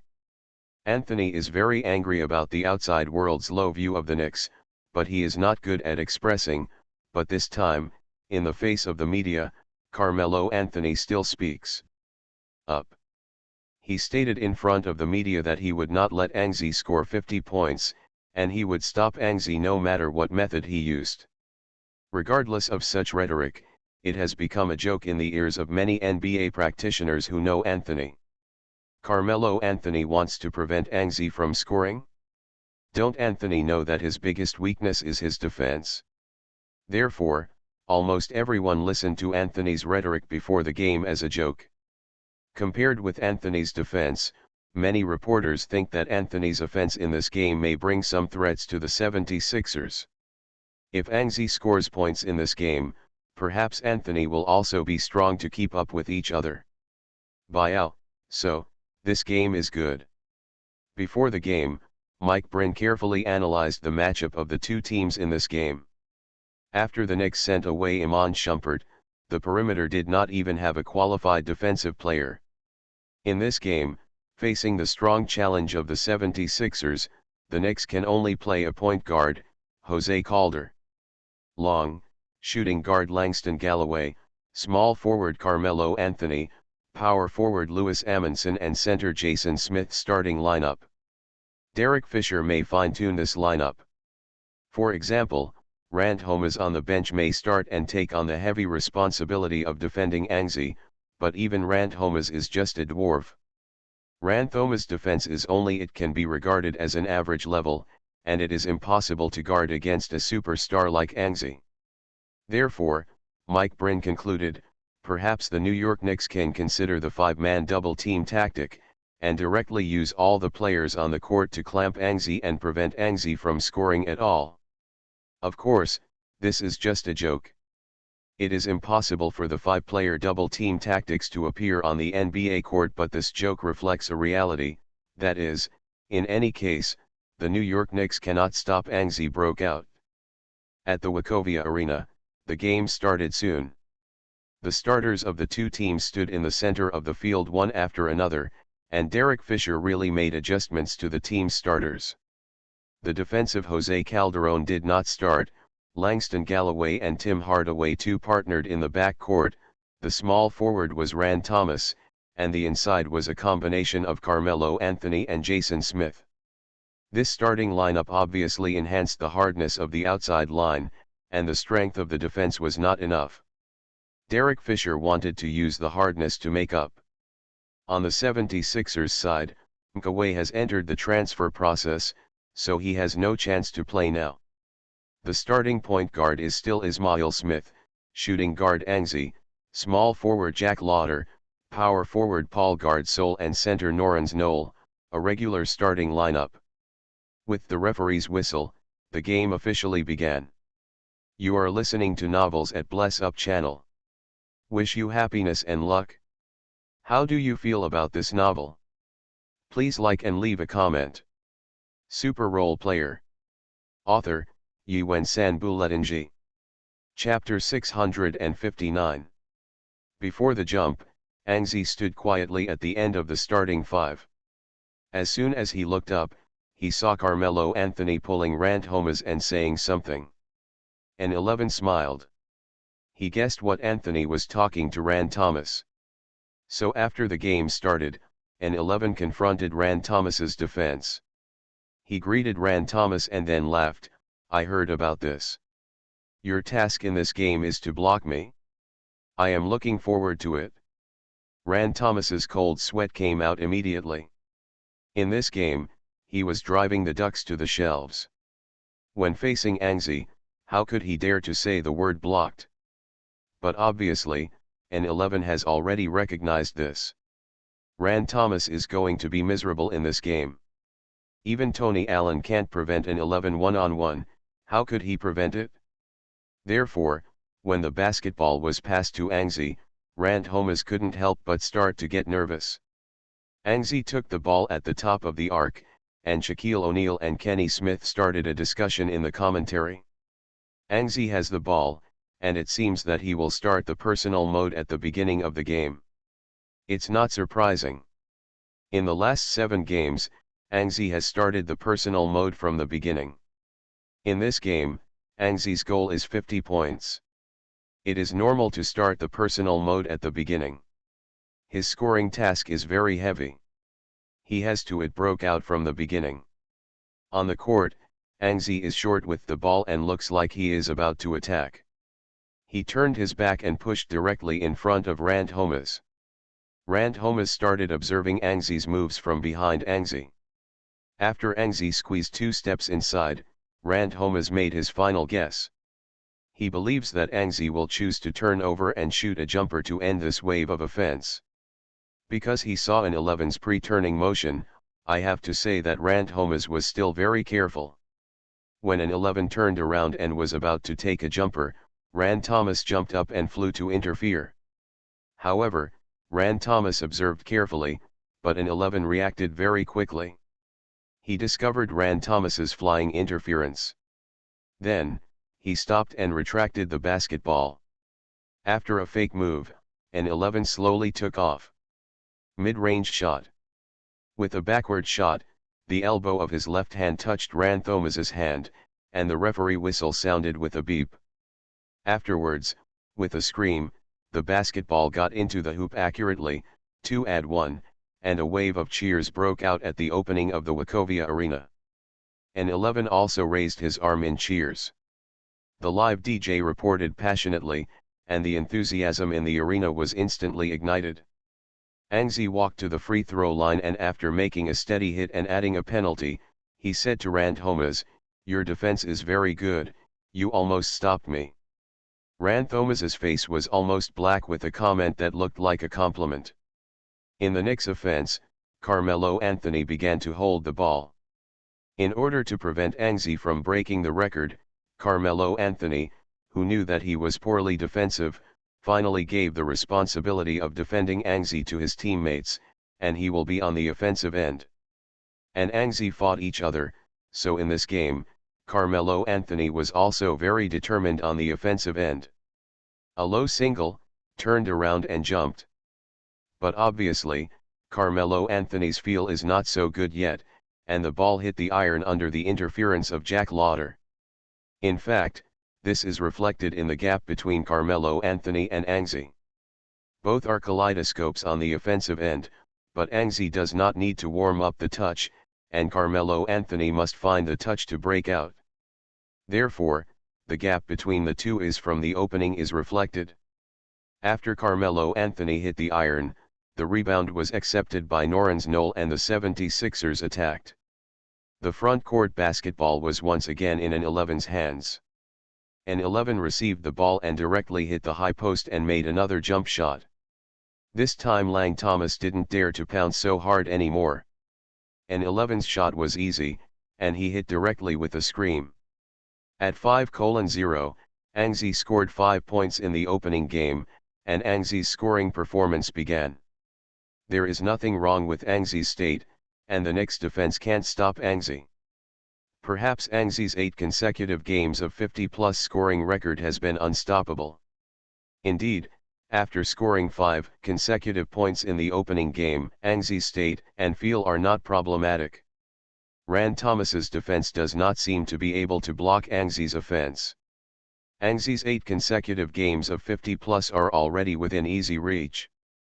The ball returned to the Knicks, and Rand Thomas was relieved. Carmelo Anthony took the ball again in singles. This time, he scored in the back singles and scored 2 points. Carmelo Anthony barely caught up with Angzi's scoring rhythm. The 76ers attacked, Ismail Smith passed the ball to Angzi, Rand Thomas again began to face Angzi's backup singles, this time the Knicks quickly chose to double team, and the defensive Langston Gallo was good. Weibo came over, Angzi 1-2. He didn't force it either. Faced with a double team, Angzi chose to split the ball. But the ball passed out and was directly cut off by Tim Hardaway's quick hand. The Knicks counterattacked, and Tim Hardaway too scored another 2 points for a layup. The ball returned to the 76ers again, Ismail Smith dribbled the ball through halftime, Angzi once again took the ball in the high position, backed up the singles, turned back and took a step-back jumper, hit again. In the third consecutive game, Angzi's backup singles in the high position is already amazing. How can you make a shot? Kenny Smith explained. On the other side, Shaquille O'Neal provoked the Knicks' defensive problems. The Knicks should double team faster and defend more aggressively. They should force an 11 to pass the ball, or force an 11 to force a shot. But soon after the Knicks made another offensive miss, Angzi offensively again beat Rand Thomas with his back. This time, the Knicks did the above-mentioned defense by Shaquille O'Neal, and Langston Galloway's double teaming was very fast. And quite aggressive, he directly approached an 11, using his own power to force an 11 to be unable to make a move. So when the defense was halfway through, Shaquille O'Neal praised, "This time the Knicks have a good defense, Angzi has to pass the ball." But in the next second, Angzi surprised everyone. Angzi squeezed backwards forcefully, and after 2 tentative turning fakes, Angzi suddenly turned over and jumped, against Rand Thomas's defense, and threw the basketball out. Rand Thomas pressed too tightly. During Angzi's shot, his arm touched Angzi's arm. The referee hesitated. The moment the basketball hit the basket, he still blew the whistle. A beep sounded together with the sound of basketball passing through the net, another 2-1. Rand Thomas wanted to die. He had fouled twice just 3 minutes after the start of the game. He failed to defend Angzi before he was halfway through. Angzi walked to the free throw line, Rand Thomas also left the field, Derek Fisher was forced to make a substitution, Carmelo Anthony returned to the third position and Quincy Essie played. With this replacement, the Knicks' poor perimeter defense was even worse. They had to make adjustments, and then Langston Galloway, who was 1.88 meters tall, went to defend Angzi, because among the group of people on the field, Langston Galloway is the best perimeter defense for the Knicks. But the disadvantage of height is still quite big. After scoring 10 points in the opening game, Angzi on the offensive end took the ball directly from the outside. This time he didn't even have a back movement. He went straight to the outside to bully Langston Galloway. Way is short and shot a three-pointer. Not long after, with a scream, the ball went hollow into the net. In the opening 3 minutes, Angzi scored 13 points in a row. Shaquille O'Neal was surprised to say, Angzi scored 5 goals in a row. This state is bursting. It seems that 50-plus points are too easy for him. See if the Knicks can hold on. If the Knicks can hold the score, Angzi may also be able to hit a higher single-game scoring record in this game. Kenny Smith imagined a higher single-game scoring record. Indeed, just looking at Angzi's performance in the first quarter, a higher single-game scoring record is indeed possible. The Knicks attacked, Carmelo Anthony did not insist on singles anymore. Obviously, his singles efficiency was not high in the opening game, which was far worse than Angzi, who made consecutive shots. He chose a pass for this ball, assisted Tim Hardaway too and scored a three-pointer. Then, the 76ers attacked and Angzi made another post-up singles, but this time the position was a bit to the right, which added a lot of changes to the singles. Langston Galloway faced Angzi head-on, and Quincy Essie rushed over to help defend, but Angzi flickered and used his position advantage to break through to the bottom line, slid the bottom line to the basket, and finally faced Jason Smith's defense. The layup succeeded.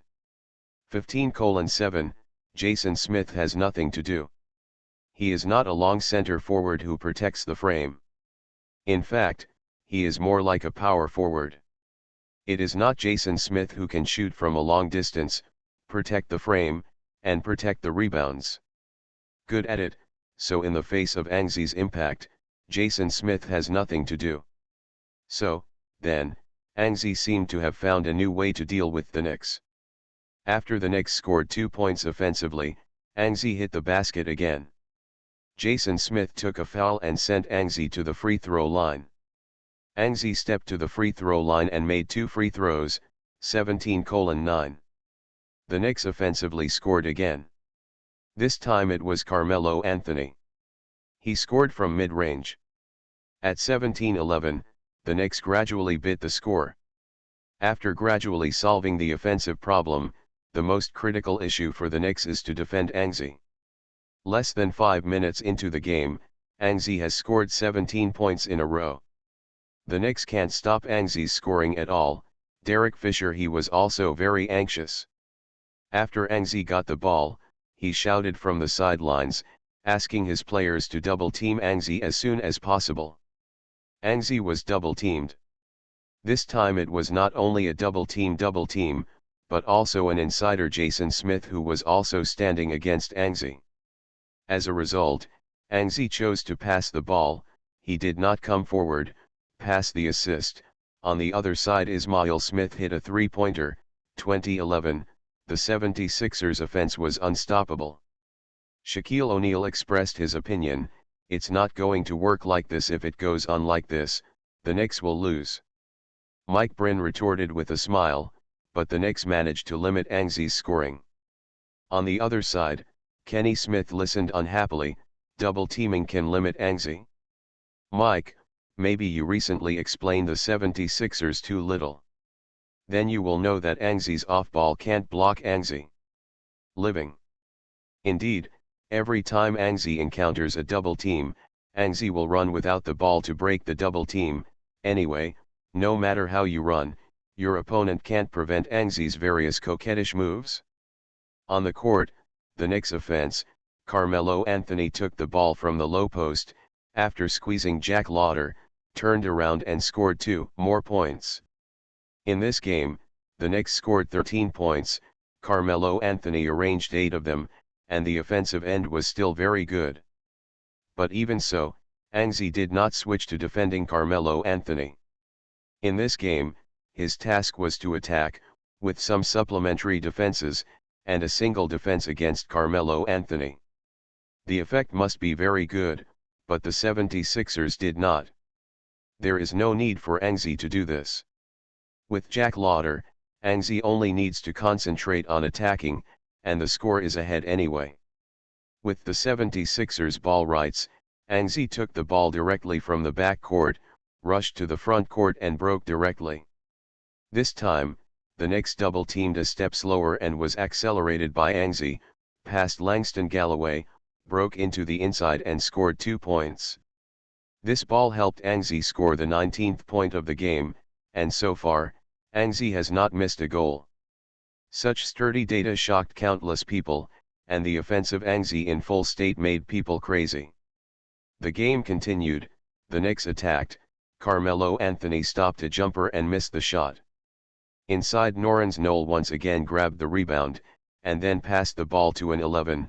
An 11 quickly took the ball and rushed to the front court to launch a fast break. He directly broke through from the top of the arc, and while the Knicks hadn't got a firm foothold, with a very fast impact, the Knicks' original defense was not very good and immediately messed up. At this time, an 11 rushed to the basket, made a layup, and scored 2 more points.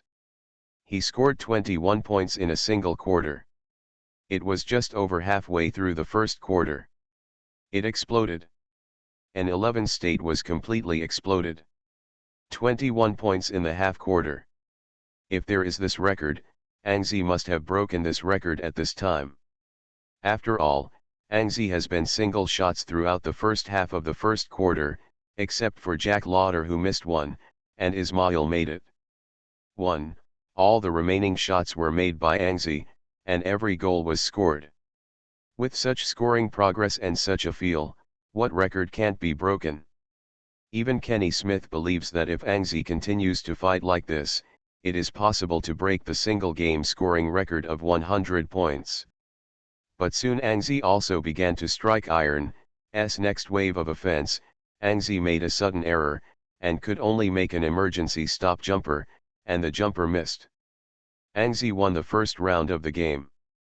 The Knicks bench player on the sidelines was just about to cheer, and immediately reacted and shut up. When someone strikes iron once, you cheer, which is too unpromising. But if they don't cheer this time, they will have no chance. Sure enough, in the next round, Angzi scored again. The outside line slammed a three-pointer from a long distance. The killing intent was determined, and 24 points in a single quarter were credited. However, after a few minutes of playing, Angzi became tired. After an entire quarter of continuous singles, whoever changed would be tired, so after Angzi scored 29 points in a single quarter, Angzi was replaced. This also made everyone in the commentary room regretful, because Angzi is only 4 points away from the record of 33 points in a single quarter. If Angzi is allowed to continue to play, even if it is a few shots, this record may be easily broken. However, a single quarter scored 29 points, still making Angzi infinitely close to the record of 50 plus in 8 consecutive games. Super Role Player. Author, Yuen Sanbuletnji. Chapter 661. After a short break, Angzi continued to play in the second quarter. Rand Thomas also came back, and the two met again, but now, Rand Thomas has completely lost the idea of confronting an 11. He is very clear that he can no longer stop an 11 now. In the second quarter, Ang Zi also had an idea. Since the first energy saving scored 29 points, then he scored another 21 points in the second quarter, then at the end of the half, the 50+ task can be completed. 50+ in 2 quarters is a terrifying achievement no matter how you think it is. If Ang Zi wants it, he can even score a 100 in the end. Facing the temptation of such a record, Ang Zi started his personal mode from the second quarter. Ang Zi is not alone in playing, after all, he still has so many assists, but in this game, he wants to score a high point, he must be alone, every ball, try not to pass, not pass. On the field, the two teams scored very high. The 76ers scored 42 points in the first quarter and the Knicks also had 26 points. The 76ers led the Knicks by 16 points and 16 points in a single quarter. There is little suspense about the outcome, especially since Ang Zi took a short break and came back in the second quarter. If he can continue the outstanding state of the first half of the first quarter, the Knicks will not be able to stop him from running away. If you continue to fight like this, the points difference will get bigger and bigger. It is worth mentioning that Ang Zi scored 29 points in the first quarter, while the Knicks scored only 26 points. Ang Zi's score alone surpassed the Knicks' score.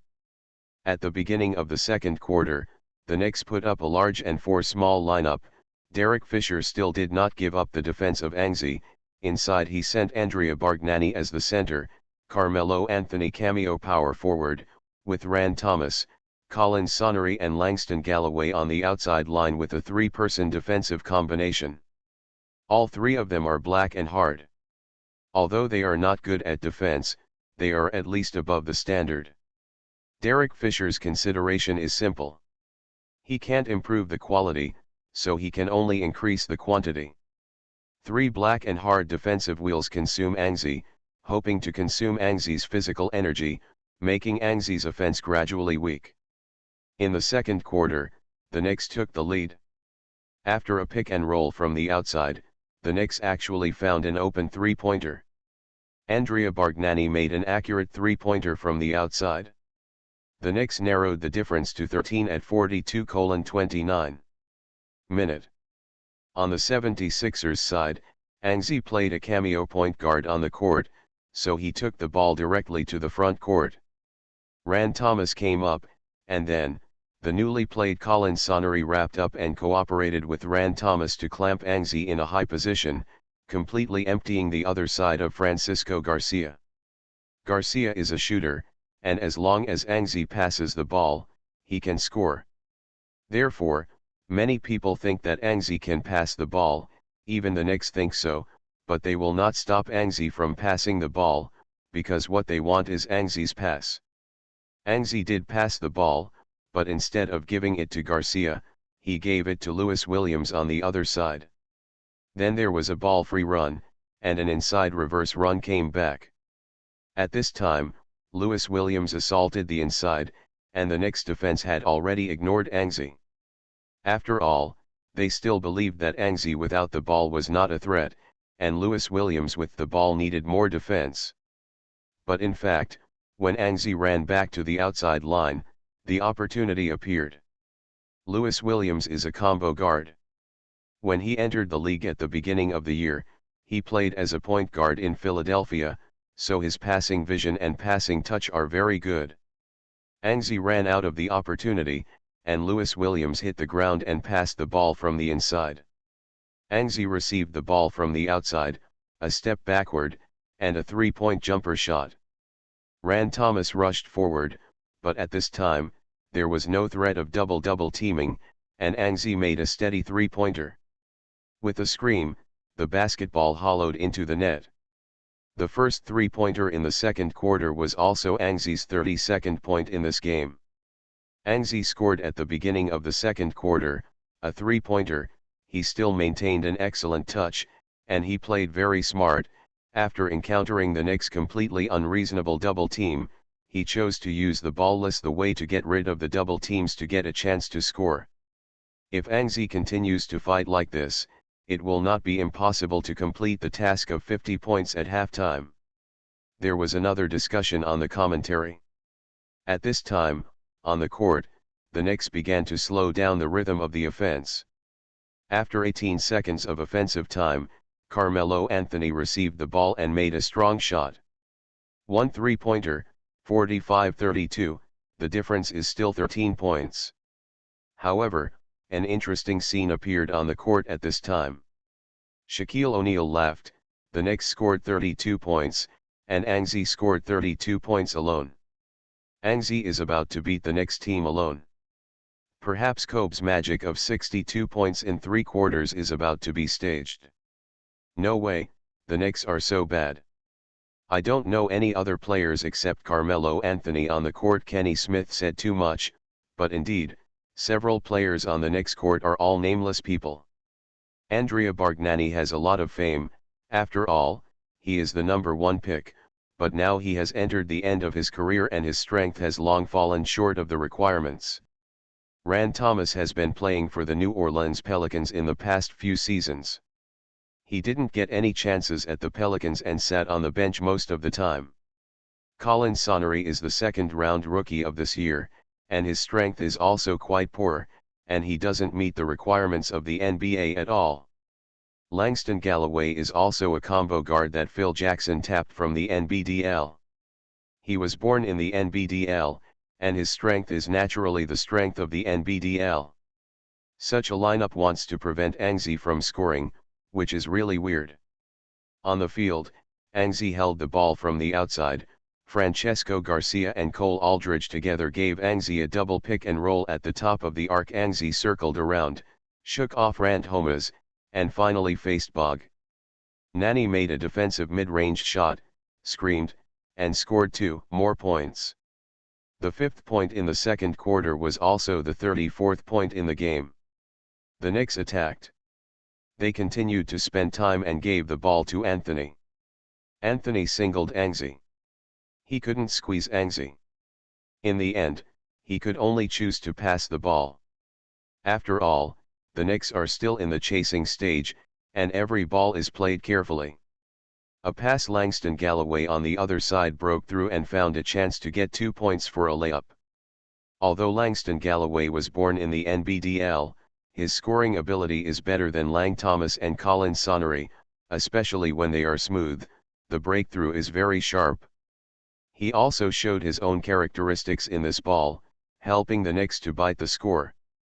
And then, Anzi used the screen once again to break into the interior. Facing the ensuing double team of Rand Thomas and Carmelo Anthony, Anzi took the ball directly, forced a way through the gap, and continued to hit the basket. A 3-step layup, with Andrea Bargnani's cover-up layup. With a beep, the referee blew the whistle, the basketball scored, a 2-1, and the court was boiling. Subsequently, Anzi made a penalty and scored his 37th point. Then, the Knicks only scored 2 points on offense. Although they have been scoring, the speed of scoring has gradually fallen short of Anzi.